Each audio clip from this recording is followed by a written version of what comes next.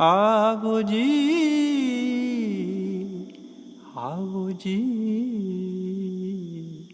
आओ जी आयान। सरहद अनहद नाद ਦੇ ਤੀਜੇ ਸੈਸ਼ਨ ਵਿੱਚ world war 1 Punjab's military service experience and folklore ਉੱਪਰ ਅੱਜ ਅਸੀਂ ਗੱਲ ਕਰਾਂਗੇ। ਇਸ ਟੌਪਿਕ ਤੇ ਗੱਲ ਕਰਨ ਲਈ ਮਹਿਮੂਦ ਅਵਾਨ ਸਾਹਿਬ ਡਬਲਿਨ ਆਇਰਲੈਂਡ ਤੋਂ ਸਾਡੇ ਨਾਲ ਮੌਜੂਦ ਹਨ। Mahmood Awan is an eminent Punjabi poet, cultural and literary critic. He is an award-winning author of 3 books. Awan's research on World War I and Punjab folklore has been quoted by a number of World War I historians. ਇਸ theme ਨੂੰ introduce ਕਰਨ ਲਈ ਸਾਡੇ ਨਾਲ ਦੂਸਰੇ guest ਹਨ major general ਹਿੰਮਤ Kumar Singh who is working on a book on remembrance, memorialization, commemoration and war memorials in India. Now I hand over Hema Singh ji. Thank you, Munish. Hema sir. Adab and Sat Sri Akal to all. War is a real bad thing. But लड़ाई साढ़े नाल चिपक सी गई है सदियों से. The human misery which is brought in by war is immense and often goes unnoticed and undebated. During the World War I, more than 1 million Indian soldiers served in the British Army. A sizable number of these soldiers were from Punjab, almost 500,000, both combatants and non-combatants. Muslims, Hindus, Sikhs, Jats, Rajput, Dogras, Christians. They made the bulk of this force from Punjab. The recruitment itself had been a graph spiraling upwards very sharply and has its own stories. Of about 70,000 Indian soldiers killed in that war, bulk were from Punjab. An equal number were injured. This is a sizable number. Let's say almost 10 soldiers from each village out of 50,000 villages joined the war, and 2 out of these 10 were killed or injured. The amount of trauma it would have created is unimaginable. We have read books like Across the Black Waters, The Coolies' Great War, The Army of Empire, and so on. Yet the true picture of the impact of the event in the rural and urban areas of Punjab has not emerged as a comprehensive whole. Just last month, Commonwealth Graves Commission held a photographic competition of World War I memorials.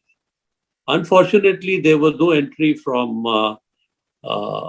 the larger Punjab or entire India or Pakistan, or maybe no entry in the top 10.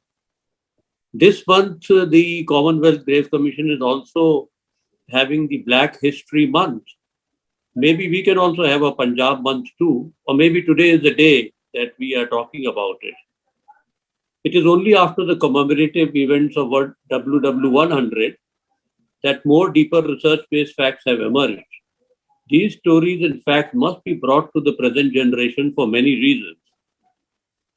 The stories of World War are laced with gallantry and valor of duty and resilience, but they are also laced with the misery perpetuated by colonial forces and powers that be.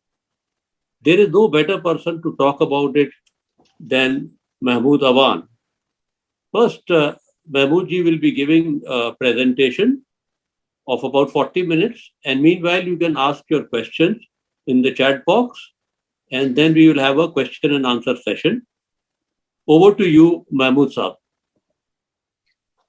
बहुत शुक्रिया जी जन साहब ते सारियां जी सलाम नमस्ते सत श्री अकाल हेलो बड़ी मेहरबानी जी पहले प्रीति गिल होरां दी चमक होरां दी जीना मुनीश दी सारी माजा दी टीम जेड़ी है माजा हाउस दी कि मैनू ये मौका दिता उन्होंने क्योंकि मिलाना जड़ा विछड़ियां नूं मिलाना संगत इकट्ठी करना सांझ पैदा करना जड़ा पीरां फकीरां दरवेशां दा काम है ते ये काम टुरदा रहना चाहिए।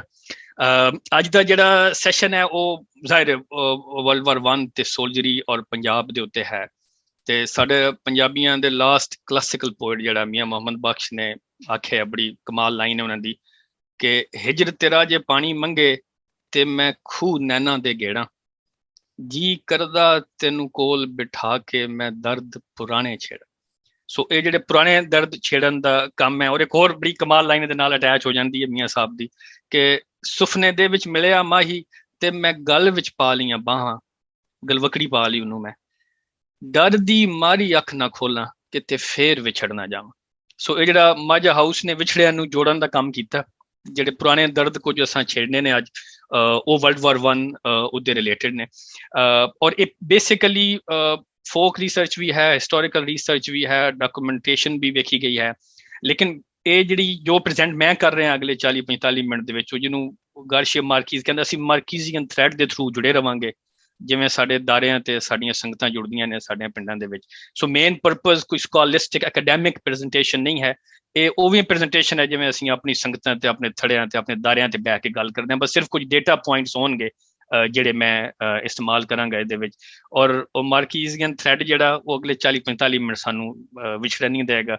ਉਹ ਉਹਦੇ ਕੈਸੇ ਕਰੈਕਟਰਸ ਨੇ, ਉਹ ਕਰੈਕਟਰ ਹੈ ਨਾ ਜਦੋਂ ਉਹਨੂੰ ਪਿਆਰ ਹੋ ਜਾਂਦਾ ਤੇ ਤਿਤਲੀਆਂ ਤੇ ਸ਼ਹਿਦ ਦੀਆਂ ਮਾਖੀ ਦੀਆਂ ਮੱਖੀਆਂ ਜਿਹੜੀਆਂ ਨੇ ਉਹਦਾ ਪਿੱਛਾ ਕਰਨ ਲੱਗ ਪੈਂਦੀਆਂ ਨੇ। So love makes your whole ecosystem sweet and organic. ਤੇ ਅਸੀਂ ਉਸੇ ਈਕੋਸਿਸਟਮ ਦੇ ਵਿੱਚ ਬਹਿ ਕੇ ਗੱਲ ਕਰਾਂਗੇ। ਮੈਂ ਬਸ ਪ੍ਰੈਜ਼ੈਂਟਰ ਹਾਂ, ਇੰਨੀ ਹੱਦ ਤੱਕ ਹੀ ਪ੍ਰੈਜ਼ੈਂਟਰ ਹਾਂ, ਅਦਰਵਾਈਜ਼ ਸਾਡਾ ਸਾਰਿਆਂ ਦੀ ਇਸ ਵਿੱਚ ਸ਼ਾਮਿਲ ਹੋਵਾਂਗੇ ਤੇ ਤਾਂ ਹੀ ਗੱਲ ਤੁਰੇਗੀ ਜੀ। ਮੈਂ ਹੁਣ ਆਪਣੀ ਪ੍ਰੈਜ਼ੈਂਟੇਸ਼ਨ ਸ਼ੇਅਰ ਕਰਦਾ ਜੀ, ਉਹਦੇ ਵਿੱਚ ਅਸੀਂ ਚੱਲਾਂਗੇ ਅਗਲੇ 40-45 ਮਿੰਟ। ਔਰ ਫੋਕਸ ਜਿਹੜਾ ਉਹ ਤੁਹਾਨੂੰ ਪਤਾ ਲੱਗ ਜਾਏਗਾ ਕਿ ਕੀ ਹੈ। ਮੇਰਾ ਮੇਨ ਫੋਕਸ ਜਿਹੜਾ ਜੀ ਉਹ let me go into presentation mode। ਤੁਸੀਂ ਤਸਵੀਰਾਂ ਇਹ ਬਹੁਤ ਵੇਖੀਆਂ ਨੇ ਜਿੱਥੇ ਗੈਲੈਂਟਰੀ ਬਣਾਈ ਗਈ ਹੈ ਤੇ ਲੋਕਾਂ ਨੂੰ ਫ੍ਰੈਂਚ ਪੀਪਲ ਜਿਹੜੇ ਨੇ ਉਹ ਫੁੱਲ ਲਾ ਰਹੇ ਨੇ। ਲੇਕਿਨ ਅਸੀਂ ਉਸ ਜਿਹੜੀ ਜਿਹੜੀ ਤੁਸੀਂ ਕਿਹਾ ਰੋਮਾਂਟਿਸਿਜ਼ਮ ਦਾ ਵਾਰ ਹੈ ਨਾ, ਉਹਦੇ ਵਿੱਚ ਅਸੀਂ ਇੰਗੇਜ ਨਹੀਂ ਹੋਵਾਂਗੇ। ਸਾਡੀ ਇੰਗੇਜਮੈਂਟ ਉਸ ਤੋਂ ਬਿਯੋਂਡ ਦੀ ਹੈ। ਔਰ ਉਹ ਇੰਗੇਜਮੈਂਟ ਪ੍ਰਾਇਮਰੀਲੀ ਇਹਨਾਂ ਪੁਆਇੰਟਸ ਦੇ ਉੱਤੇ ਹੈ ਕਿ ਪੰਜਾਬਾਈਜੇਸ਼ਨ ਕਿਉਂ ਹੋਈ ਹੈ ਬ੍ਰਿਟਿਸ਼ ਆਰਮੀ ਦੀ, ਮਤਲਬ ਪੰਜਾਬ ਨੇ ਕਿਉਂ ਇੰਨੀ ਭਰਤੀ ਦਿੱਤੀ ਹੈ, ਜਾਂ ਪੰਜਾਬ ਦਾ ਕਲੋਨੀਅਲ ਐਕਸਪੀਰੀਅੰਸ ਮਿਲਟਰੀ ਸਰਵਿਸ ਦਾ ਕਿਉਂ ਹੈ।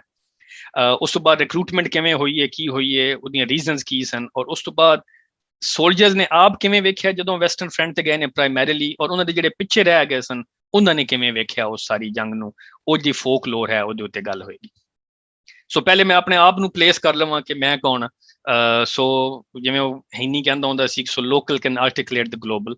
ਮੇਰੀ ਜੰਪਲ ਪਧਰਾੜ ਦੀ ਹੈ ਔਰ ਮੇਰਾ ਪੜਦਾਦਾ ਜਿਹੜਾ ਉਹਨੇ ਵਰਲਡ ਵਾਰ 1 ਹੀ ਸਰਵ ਕੀਤਾ ਸੀ ਤੇ ਉਸਕੋ ਗੈਲੈਂਟਰੀ ਅਵਾਰਡ ਵੀ ਸੀ। ਸੋ ਮੇਰਾ ਆਪਣਾ ਜਿਹੜਾ ਪਰਸਨਲ ਰਿਸਰਚ ਇਸੇ ਸ਼ਾਮਿਲ ਹੋਈ ਹੈ, ਕਿਉਂਕਿ ਮੇਰਾ ਪੜਦਾਦਾ ਵਰਲਡ ਵਾਰ 1 ਵਿੱਚ ਰਿਹਾ, ਮੇਰਾ ਦਾਦਾ ਵਰਲਡ ਵਾਰ 2 ਵਿੱਚ ਪ੍ਰਿਜ਼ਨਰ ਆਫ ਵਾਰ ਰਿਹਾ।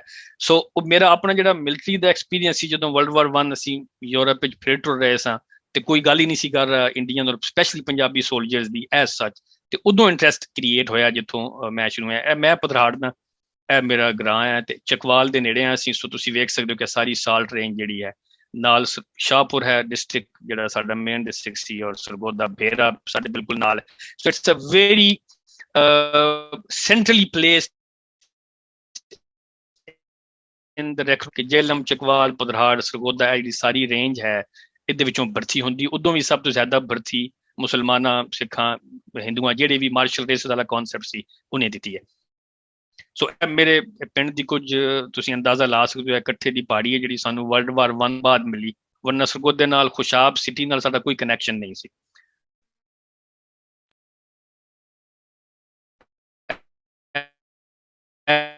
ਵੱਟੇ ਤੋਂ ਪਹਿਲੇ ਤੇ ਇਹ ਸਾਰੇ ਡਕੈਤ ਹੀ ਸਨ ਇੱਥੋਂ ਦੇ ਬਈ ਪਧਰਾੜ ਦੇ। Before the war this village by utter lawlessness inspired terror in all 3 districts, ਕਿਉਂਕਿ ਇਹ ਮੀਟਿੰਗ ਪੁਆਇੰਟ ਹੈ ਜੇਲਮ, ਅਟਕ and Shahpur district the.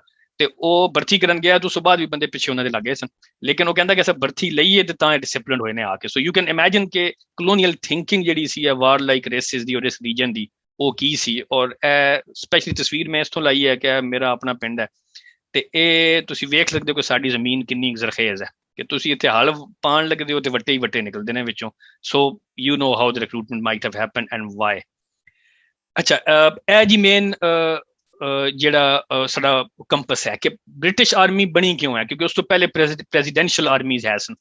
So British Indian army ਜਿਹੜੀ ਉਹਦੇ 3 ਮੇਨ ਪਰਪਸ ਸਨ। ਇੱਕ ਤੇ ਡਿਫੈਂਸ ਕਰਨੀ ਸੀ ਉਹਨੇ ਨਾਰਥ ਵੈਸਟ ਫਰੰਟੀਅਰ ਦੀ, ਮੇਨਲੀ ਉਹਨਾਂ ਨੂੰ ਰਸ਼ੀਅਨ ਤੋਂ ਡਰ ਰਿਹਾ ਤੇ ਖਤਰਾ ਰਿਹਾ ਸਾਰਾ। ਦੂਜਾ ਇੰਟਰਨਲ ਸਿਕਿਉਰਿਟੀ ਸੀ, ਕਲੋਨੀਅਲ ਆਰਡਰ ਨੂੰ ਜਿਹੜਾ ਥ੍ਰੈਟ ਸੀ। ਔਰ ਤੀਜਾ ਸੀ ਜਿਹੜੀ ਇੰਪੀਰੀਅਲ ਪਰਪਸਿਸ ਓਵਰਸੀਜ਼ ਨੇ, ਭਾਵੇਂ ਅਫਗਾਨਿਸਤਾਨ ਹੋਏ ਤੇ ਚਾਈਨਾ ਹੋਏ, ਉੱਥੇ ਉਹਨਾਂ ਨੇ ਇਸਤੇਮਾਲ ਕੀਤਾ। ਹੁਣ ਪੰਜਾਬ ਕਿਉਂ ਰਿਕਰੂਟਮੈਂਟ ਹੱਬ ਰਿਹਾ, ਉਹਦੀ ਸਭ ਤੋਂ ਵੱਡੀ ਮਿਸਾਲ ਜਿਹੜੀ ਮੈਂ ਇੱਥੇ ਕੋਟ ਕੀਤੀ ਹੈ, ਉਹ ਜਿਹਨੂੰ ਬਾਬ ਬਹਾਦਰ ਕਹਿੰਦੇ ਸਨ ਸਾਡੇ ਫੌਜੀ, ਉਹ ਜਨਰਲ ਰੋਬਰਟਸ ਹੈ ਜਿਹੜਾ ਕਿ ਪਹਿਲਾ ਇੱਕ ਤਰ੍ਹਾਂ ਦਾ ਚੀਫ ਆਫ ਸਟਾਫ ਰਿਹਾ ਆਰਮੀ ਦਾ, ਕਿਉਂਕਿ ਇਸ ਤੋਂ ਪਹਿਲੇ ਪ੍ਰੈਜ਼ੀਡੈਂਸੀਜ਼ ਦੀਆਂ ਆਰਮੀਆਂ ਸਨ। ਔਰ ਉਹਦੀ ਲਾਈਨ ਜਿਹੜੀ ਹੈ ਕੋਟ ਤੁਸੀਂ ਵੇਖ ਸਕਦੇ ਹੋ ਕਿ I have no hesitation myself in stating, ਹੁਣ ਇਹ ਹੁਣ 1880 1890 ਦੀ ਇੱਕ ਲਾਈਨ ਹੈ ਉਹਦੀ 8 ਫਰਵਰੀ ਦੀ, that except Gorkhas, Dogras, Sikhs, the pick of Punjabi, Mohammedans, Hindustanis of the Jat and Rangat caste and certain classes of Pathan, there are no native soldiers in our service whom we could venture with safety to place in the field against the Russians. So ਉਹਨਾਂ ਦਾ concept ਹੈ ਸੀ ਕਿ ਕੁਝ ਜਿਹੜੀਆਂ races ਨੇ ਉਹ ਜ਼ਿਆਦਾ martial ਨੇ, ਉਹਨਾਂ ਦੀ ਮਾਰਸ਼ਲ ਟ੍ਰੈਡੀਸ਼ਨ ਹੈ ਲੜਾਈ ਦੀ, ਜ਼ਿਆਦਾ ਵਾਰ ਲਾਈਕ ਨੇ ਲਾਈਕ ਅਦਰ ਰੇਸਿਸ। ਔਰ ਉਹਦੇ ਵਿੱਚ ਇਹਨਾਂ 3 ਬੰਦਿਆਂ ਦਾ ਬੜਾ ਰੋਲ ਹੈ। ਫਰੈਡਰਿਕ ਸਲੀ ਦਾ ਜਿਹੜਾ ਕਿ ਮਦਰਾਸ ਆਰਮੀ ਦਾ ਚੀਫ ਸੀ 80 ਤੋਂ 85 ਦਾ, ਜਿਹਨੇ ਆਰਗੇਨਾਈਜੇਸ਼ਨ ਕ੍ਰੀਏਟ ਕਰਨੀ ਸ਼ੁਰੂ ਕੀਤੀ ਔਰ ਉਹਦੇ ਵਿੱਚ ਉਹਦੇ ਆਪਣੇ ਐਕਸਪੀਰੀਅੰਸਿਸ ਸਨ। ਜਦੋਂ ਪੰਜਾਬ ਲੈਂਡ ਤੋਂ ਫਰੰਟੀਅਰ ਤੱਕ ਸਫ਼ਰ ਕਰ ਰਿਹਾ ਸੀ ਤੇ ਉਹਦੇ ਵਿੱਚ ਉਹਦੇ ਆਪਣੇ ਐਕਸਪੀਰੀਅੰਸਿਸ ਉਹਨੇ ਲਿਖੇ ਨੇ ਕਿ ਮੈਂ ਜਦੋਂ ਇਹਦੇ ਵਿੱਚੋਂ ਲੰਘਦਾ ਇਸ ਸਾਰੀ ਰਗਡ ਟਰੇਨ ਦੇ ਵਿੱਚੋਂ ਤੇ ਇਹ ਜਿਹੜੇ ਬੰਦੇ ਨੇ, ਮੈਂ ਤੇ ਹੁਣ ਇਹ ਹੀ ਸਾਨੂੰ ਫੌਜੀ ਚਾਹੀਦੇ ਨੇ ਜਿੱਥੋਂ ਜਿੱਥੋਂ ਮੈਂ ਗੁਜ਼ਰ ਰਿਹਾ। ਮੈਂ ਕੋਟੇਸ਼ਨ ਉਹਦੀ ਕੋਟ ਕੀਤੀ ਹੈ। ਸੋ ਉਹ ਕੋਈ ਬਹੁਤ ਜ਼ਿਆਦਾ ਇੰਪ੍ਰੈਸ ਨਹੀਂ ਸੀ ਜਿਹੜੀ ਕਿ ਪ੍ਰੈਜ਼ੀਡੈਂਸੀ ਦੀ ਫੌਜ ਉਹਨੂੰ ਮਿਲ ਰਹੀ ਸੀ। ਦੈਨ ਜਦੋਂ ਕਿਚਨਰ ਆਇਆ, ਸਾਰੇ ਕਿਚਨਰ ਨੂੰ ਜਾਣਦੇ ਨੇ, ਮਤਲਬ ਇਹਦੀ ਵਜ੍ਹਾ ਤੋਂ ਵਾਇਸਰਾਏ ਨੂੰ ਵੀ ਰਿਜ਼ਾਈਨ ਕਰਨਾ ਪਿਆ। ਹੀ ਵਾਸ ਸੱਚ ਅ ਪਾਵਰਫੁਲ ਕਮਾਂਡਰ ਇਨ ਚੀਫ ਜਿਹਨੂੰ CNC ਆਖਦੇ ਨੇ।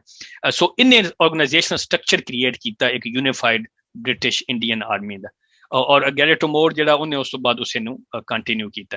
ਸੋ ਇਹਨਾਂ ਦਾ ਫੋਕਸ ਜਿਹੜਾ ਸੀ ਉਹ ਸ਼ੁਰੂ ਦੇ ਉੱਤੇ ਹੀ ਸ਼ਾਮਿਲ ਹੋ ਗਿਆ ਸੀ ਸਾਡੀ ਰਿਕਰੂਟਮੈਂਟ ਦੇ ਵਿੱਚ। ਸੋ ਇਹ ਹੁਣ ਨੰਬਰਸ ਵੇਖੋ ਬਿਫੋਰ ਅਸੀਂ ਵਰਲਡ ਵਾਰ 1 ਵਿੱਚ ਐਂਟਰ ਹੋਈਏ ਕਿ 3 ਪ੍ਰੈਜ਼ੀਡੈਂਸੀ ਦੀਆਂ ਆਰਮੀਆਂ ਸਨ 1857 ਦੇ ਵਿੱਚ। ਤੁਸੀਂ ਵੇਖੋ ਬੰਗਾਲ ਪ੍ਰੈਜ਼ੀਡੈਂਸੀ ਦੀ, ਮਦਰਾਸ ਦੀ ਔਰ ਬੰਬੇ ਦੀ। 1857 ਚ ਪਹਿਲੀ ਦਫਾ ਉਹਨਾਂ ਨੇ ਪੰਜਾਬੀਆਂ ਨੂੰ ਇਸਤੇਮਾਲ ਕਰਨਾ ਸ਼ੁਰੂ ਕੀਤਾ ਆਰਮੀ ਦੇ ਵਿੱਚ। 1861 ਦੇ ਵਿੱਚ ਹਿੰਦੁਸਤਾਨੀਆਂ ਦੀ ਇੱਕ ਰੈਜੀਮੈਂਟ ਕ੍ਰੀਏਟ ਹੋਈ, ਉਹਦੇ ਵਿੱਚ ਪੰਜਾਬੀ ਰੈਜੀਮੈਂਟ ਇਨਕਲੂਡਿੰਗ 6 ਆ ਗਏ 17। ਦੈਨ ਪੰਜਾਬ ਫਰੰਟੀਅਰ ਫੋਰਸ ਔਰ ਉਹ ਕ੍ਰੀਏਟ ਹੋਣੀਆਂ ਸ਼ੁਰੂ ਹੋ ਗਈ।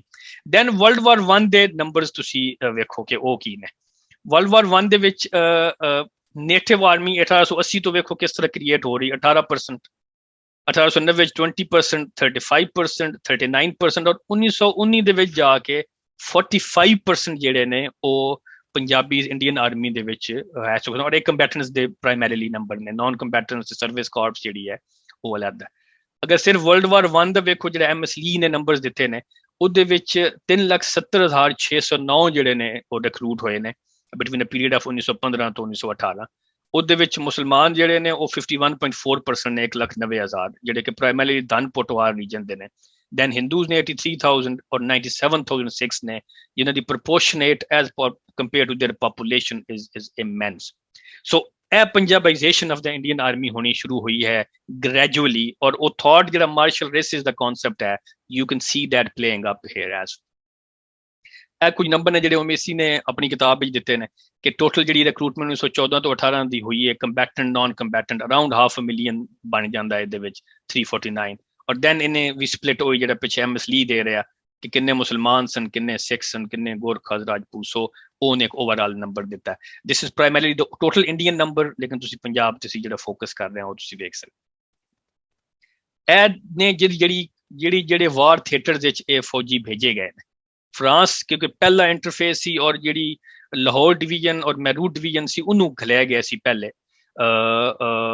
ਪਹਿਲਾ ਅਗਸਤ ਸੈਪਟੈਂਬਰ ਦੇ ਵਿੱਚ ਫਰਾਂਸ ਵਿੱਚ ਮਾਰਸੇ ਦੇ ਵਿੱਚ ਔਰ ਵਾਰ ਥੀਏਟਰ ਵਿੱਚ ਅੱਗੇ ਜਾ ਕੇ ਪਹੁੰਚ ਗਏ ਸਨ।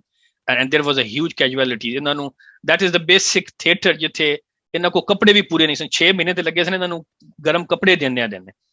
ਸੋ ਦੇ ਵਰ ਜਸਟ ਹਾਫ ਟ੍ਰੇਨਡ ਬॉयਜ਼ ਜਿਹੜੇ ਲੈ ਗਏ ਉਹ ਫਰੰਟ ਦੇ ਉੱਤੇ, ਕਿਉਂਕਿ ਪਹਿਲਾ ਇਨਵੇਜਨ ਫਰਾਂਸ ਦਾ ਜਿਹੜਾ ਰੋਕਣਾ ਸੀ।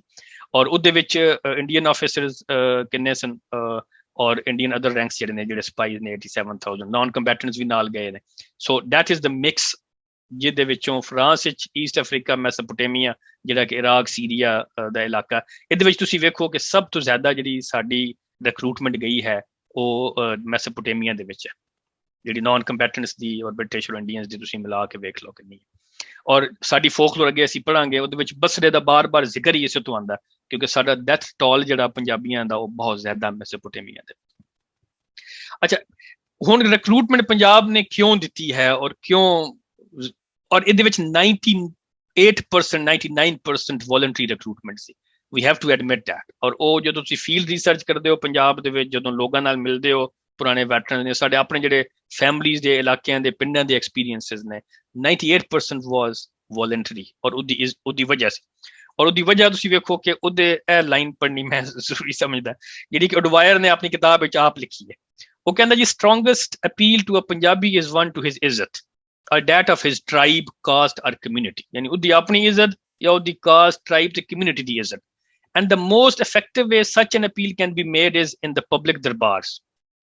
So you know, ਇਹ ਤੁਸੀਂ ਪਬਲਿਕ ਦਰਬਾਰ ਲਾਓਗੇ, ਉੱਥੇ ਉਹਨਾਂ ਨੂੰ ਇੱਜ਼ਤ ਦਿਓਗੇ, ਉੱਥੇ ਉਹਨਾਂ ਨੂੰ ਕਹੋਗੇ ਵੀ ਤੁਸੀਂ ਬੜੇ ਵਾਰ ਲਾਈਕ ਹੋ, ਤੁਸੀਂ ਬੜੇ ਲੜਾਕੇ ਹੋ, ਤੁਸੀਂ ਆਪਣੇ ਹਿਫਾਜ਼ਤ ਕਰਨੀ ਹੈ ਆਪਣੇ ਮੁਲਕ ਦੀ, ਤੁਹਾਡੇ ਮੁਲਕ ਦੀ ਵਾਰ ਹੈ. So that was the strategy ਜਿਹੜੀ ਕਿ ਉਡਵਾਇਰ ਜਦੋਂ ਲੈਫਟੀਨੈਂਟ ਗਵਰਨਰ ਸੀ ਉਹ ਪੰਜਾਬ ਦਾ, ਔਰ ਮੇਨ ਰਿਕਰੂਟਰ ਸੀ ਉਹ, ਔਰ ਉਹ ਸੈਂਟਰਲ ਰਿਕਰੂਟਿੰਗ ਬੋਰਡ ਦਾ ਵੀ ਪਾਰਟ ਸੀ ਵਾਇਸਰਾਏ ਦੇ ਨਾਲ, ਉਹਨੇ ਮੇਨ ਰੋਲ ਪਲੇ ਕੀਤਾ ਇੱਥੇ through his other colonial friends or agents, whatever you want to name them.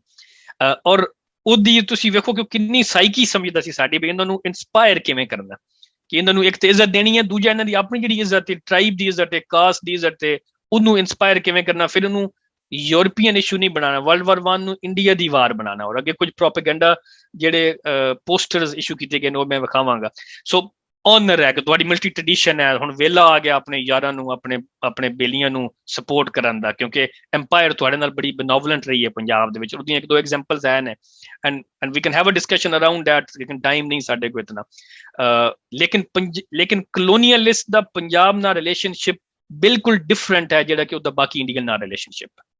ਸਾਡੇ ਨਾਲ ਉਹਦਾ ਰਿਲੇਸ਼ਨਸ਼ਿਪ ਔਰ ਉਹਨੂੰ pure anti colonial post colonial lens ਨਾਲ ਨਹੀਂ ਵੇਖਿਆ ਜਾ ਸਕਦਾ. there was a mutual dependence, there was a mutual respect, ਉਹ ਇੱਕ mutual somehow equality level ਦਾ ਰਿਲੇਸ਼ਨਸ਼ਿਪ ਹੈ ਸੀ. ਔਰ ਉਹਦੀਆਂ 1-2 ਐਗਜ਼ਾਮਪਲਸ ਮੈਂ ਕੋਟ ਕਰਾਂਗਾ. ਸੋ ਸਾਡਾ ਐਕਸਪੀਰੀਅੰਸ ਪੰਜਾਬ ਦੇ ਇਸ ਵਜ੍ਹਾ ਤੋਂ ਜ਼ਰੂਰੀ ਹੈ ਦੱਸਣਾ ਕਿ ਪੰਜਾਬ ਦਾ experience of colonialism is different from UP, CP ਔਰ ਜਿਹੜੇ ਅਦਰ ਪਾਰਟਸ ਆਫ ਇੰਡੀਆ ਨੇ ਉਹਨਾਂ ਦਾ ਕਲੋਨੀਅਲ ਐਕਸਪੀਰੀਅੰਸ ਹੈ. ਸੋ ਆਨਰ ਹੈ, ਲਾਇਲਟੀ ਹੈ ਕਿ ਵੀ ਤੁਹਾਡਾ ਮਸਲਾ. ਫਿਰ ਪ੍ਰੋਪੇਗੈਂਡਾ, ਔਰ ਪ੍ਰੋਪੇਗੈਂਡਾ ਪੀਸਿਸ ਵੀ ਬੜੇ ਇੰਟਰਸਟਿੰਗ ਸਨ, ਮਜ਼ਮੂਨ ਲਿਖਾਏ ਗਏ, ਉਹਨਾਂ ਨੂੰ ਆਪਣਾ ਬੇਲੀ ਯਾਰ ਲਾਇਲਟੀ ਸ਼ੋ ਕੀਤੀ ਗਈ. ਫਿਰ ਪ੍ਰੋਫਿਟਸ, ਔਰ ਪ੍ਰੋਫਿਟਸ ਦੀ ਮਿਸਾਲ ਤੁਸੀਂ ਵੇਖੋ. ਔਰ ਅੱਛਾ ਅਗੇਨ ਪ੍ਰੋਫਿਟ ਦੀ ਮਿਸਾਲ ਤੋਂ ਪਹਿਲੇ ਇਹ ਲਾਈਨ ਉਡਵਾਇਰ ਨੇ ਆਪਣੀ ਕਿਤਾਬ ਵਿੱਚ ਲਿਖੀ ਹੈ ਕਿ ਬਈ ਅਸਾਂ ਰਿਕਰੂਟਮੈਂਟ ਸ਼ੁਰੂ ਕਿਵੇਂ ਕੀਤੀ ਹੈ, ਤੇ ਉਹ ਬੜੀ ਰਾਈਮ ਵਿੱਚ ਉਹਨੇ ਲਾਈਨ ਲਿਖੀ, ਕਹਿੰਦਾ ਜੀ checking the crazy ones, but ਜਿਹੜੇ ਕ੍ਰੇਜ਼ੀ ਨੇ ਜਿਵੇਂ ਸਾਨੂੰ ਕਹਿ ਰਿਹਾ ਉਹ ਪਧਰਾੜ ਵਾਲੇ ਜਿਹੜੇ ਨੇ ਉਹ ਤੇ ਮਾਰਦੇ ਮੁਰਦੇ ਹੀ ਰਹਿੰਦੇ ਸਨ. ਸੋ ਉਹਨੇ ਕਿਹਾ ਪਹਿਲੇ ਤੇ ਉਹ ਟੈਪ ਕਰੋ ਜਿਹੜੇ ਕ੍ਰੇਜ਼ੀ ਨੇ, ਫਿਰ ਕੁਐਕਸਿੰਗ ਦ ਈਜ਼ੀ ਵਨਸ ਜਿਹੜੇ ਰਿਚ ਨੇ ਉਹਨਾਂ ਨੂੰ ਕੁਐਕਸ ਕਰੋ, ਜਿਹੜੇ ਇਹਨਾਂ ਦੇ ਆਪਣੇ ਦਰਬਾਰੀ ਸਨ ਤੇ ਟਿਵਾਣੇ ਤੇ Bhupinder Singh and all this and that ਤੇ ਅਮੀਨ ਅਵਾਨਸ ਐਂਡ ਆਲ ਦੋਸ. ਤੇ ਫਿਰ ਕਹਿੰਦਾ lifting the lazy ones with moral suasion, ਬਈ ਜਿਹੜੀ ਮੋਰਲ ਪਰਸੂਏਸ਼ਨ ਕਰਕੇ ਜਿਹੜੇ ਲੇਜ਼ੀ ਵਨ ਜਿਹੜੇ ਐਨਲਿਸਟ ਨਹੀਂ ਕਰ ਰਹੇ ਉਹਨਾਂ ਨੂੰ ਕਰੋ. ਸੋ ਦੇ ਨਿਊ ਅਸ ਵੈਰੀ ਵੈਲ ਕਿ ਇਹਨਾਂ ਨੂੰ ਅਸਾਂ ਕਿਵੇਂ ਲੈ ਕੇ ਆਉਣਾ. And then you know they knew how to pay back as well, we have to admit that ਕਿ ਉਹ ਉਹਦੀ ਆਪਣੀ ਲਾਈਨ ਹੈ, ਇਹਦਾ ਆਪਣਾ ਕੋਟਡ ਨੰਬਰ, ਔਰ ਇਹ number went huge beyond that ਜਿਹੜਾ ਨੰਬਰ ਉਹ ਕਹਿ ਰਿਹਾ. ਉਹ ਕਹਿੰਦਾ at start of the war I put at the disposal of CNC 180,000 acres of valuable canal irrigated land for Indian officers. I also set aside some 15,000 acres for those who gave most effective help in raising recruits. So ਉਹਨੇ ਕਿਹਾ ਜੇ ਜੰਗ ਸ਼ੁਰੂ ਹੀ ਹੋਈ ਹੈ, ਤੁਹਾਨੂੰ ਪਤਾ ਸੀ ਵੀ ਪੰਜਾਬੀਆਂ ਦੀ ਸਾਈਕੀ ਕੀ ਹੈ, ਬਾਕੀ ਆਨਰ ਲਾਇਲਟੀ ਤੋਂ ਇਲਾਵਾ ਉਹਨੇ ਕਿਹਾ ਜੀ ਜ਼ਮੀਨ 1,80,000 ਏਕੜ ਮੈਂ ਐਜ਼ ਅ ਲੈਫਟੀਨੈਂਟ ਗਵਰਨਰ ਲਾ ਦਿੱਤੀ ਕਿ ਇਹ ਫੌਜੀਆਂ ਵਾਸਤੇ ਡੈਡੀਕੇਟ ਹੋ ਗਈ ਹੈ, ਜਿਹੜਾ ਸਰਵ ਕਰੇਗਾ ਉਹਨੂੰ ਇਹ ਦੇਵਾਂਗੇ. Land grants, horse runs, cash crops ਵਾਸਤੇ, canal colonies the. So it's a huge incentive which was created. ਅੱਛਾ then ਜੀ so ਜਿਹੜਾ ਰਿਲੇਸ਼ਨਸ਼ਿਪ ਸਾਡੇ ਨਾਲ ਰੂਰਲ ਨਾਲ ਰਿਲੇਸ਼ਨਸ਼ਿਪ ਹੈ ਸੀ, ਉਹ ਪਹਿਲਾ ਤੇ ਜਿਹੜਾ ਪੰਜਾਬ ਲੈਂਡ ਏਲੀਨੇਸ਼ਨ ਐਕਟ ਹੈ 1900 ਦਾ, ਉਹਦੇ ਵਿੱਚ ਪਹਿਲੀ ਵਾਰ ਦਫਾ ਜਿਹੜਾ ਰੂਰਲ ਪੀਜ਼ਨ ਪੰਜਾਬੀ ਹੈ ਉਹਨੂੰ ਸਿਕਿਉਰ ਕੀਤਾ ਆਪਣੇ ਵਾਸਤੇ ਗੋਰੇ ਨੇ, ਕਿ ਉਹਦੇ ਵਿੱਚ ਜਿਹੜਾ, ਕਿਉਂਕਿ ਤੁਹਾਨੂੰ ਪਤਾ ਹੀ ਹੈ ਕਿ ਮਨੀ ਲੈਂਡਰ ਕੌਣ ਸੀ ਔਰ ਕੌਣ ਪੈਸੇ ਕਿਹਦੇ ਕੋਲ ਹੁੰਦੇ ਸਨ, ਔਰ ਪੰਜਾਬੀ ਪੀਜ਼ਨਸ ਨੂੰ ਦੇ ਕੇ ਉਸ ਬਾਅਦ ਜ਼ਮੀਨਾਂ ਉਹਨਾਂ ਦੀਆਂ ਲੈ ਲੈਂਦਾ ਸੀ, ਉਹ ਉਹਨਾਂ ਨੇ ਬੰਦ ਕਰ ਦਿੱਤੀ 1900 ਦੇ ਵਿੱਚ. ਜਿਹੜਾ ਪੰਜਾਬ ਲੈਂਡ ਏਲੀਨੇਸ਼ਨ ਐਕਟ ਆਇਆ ਉਹਦੇ ਚ ਉਹਨਾਂ ਕਿਹਾ ਜੀ ਜਿਹੜੀ ਐਗਰੀ ਕਲਾਸ ਹੈ ਉਹਨੂੰ ਲੈਂਡ ਟ੍ਰਾਂਸਫਰ ਨਹੀਂ ਹੋ ਸਕਦੀ, ਲੀਜ਼ ਤੇ ਉਹ ਲੈ ਸਕਦਾ ਲੇਕਿਨ ਟ੍ਰਾਂਸਫਰ ਨਹੀਂ ਹੋ ਸਕਦਾ. ਸੈਕਿੰਡ ਜਿਹੜਾ ਲੈਂਡ ਕਲੋਨਾਈਜੇਸ਼ਨ ਦੀ ਅਮੈਂਡਮੈਂਟ ਸੀ ਬਿੱਲ ਦੀ, ਜਿਹੜਾ ਕਿ ਬੜੀ ਦੁਆਬ ਵਿੱਚ ਬੇਸਿਕਲੀ ਜਿਸ ਤੋਂ ਪਗੜੀ ਸੰਭਾਲ ਜੱਟਾ ਦੀ ਐਜੀਟੇਸ਼ਨ ਸ਼ੁਰੂ ਹੋਈ ਹੈ, ਉਹਦੇ ਵਿੱਚ ਕਿਚਨਰ ਨੇ ਲੈਫਟੀਨੈਂਟ ਗਵਰਨਰ ਬੈਟਸਨ ਨੂੰ ਪੁਸ਼ ਕਰਕੇ ਉਹ ਅਮੈਂਡਮੈਂਟ ਜਿਹੜੀ ਸਾਡੇ ਸਾਰੇ ਸੱਜਣ ਬੇਲੀ ਜਿਹੜੇ ਬੈਠੇ ਸਨ ਲੈਫਟੀਨੈਂਟ ਗਵਰਨਰ ਦੇ ਨਾਲ ਉਹਦੀ ਕੰਸਟੀਟਿਊਂਟ ਅਸੈਂਬਲੀ 'ਚ, ਉਹਨਾਂ ਨੇ ਪਾਸ ਵੀ ਕਰ ਦਿੱਤਾ ਸੀ, ਉਹ ਉਹਨੇ ਵਾਪਸ ਕਰਵਾ ਲਈ.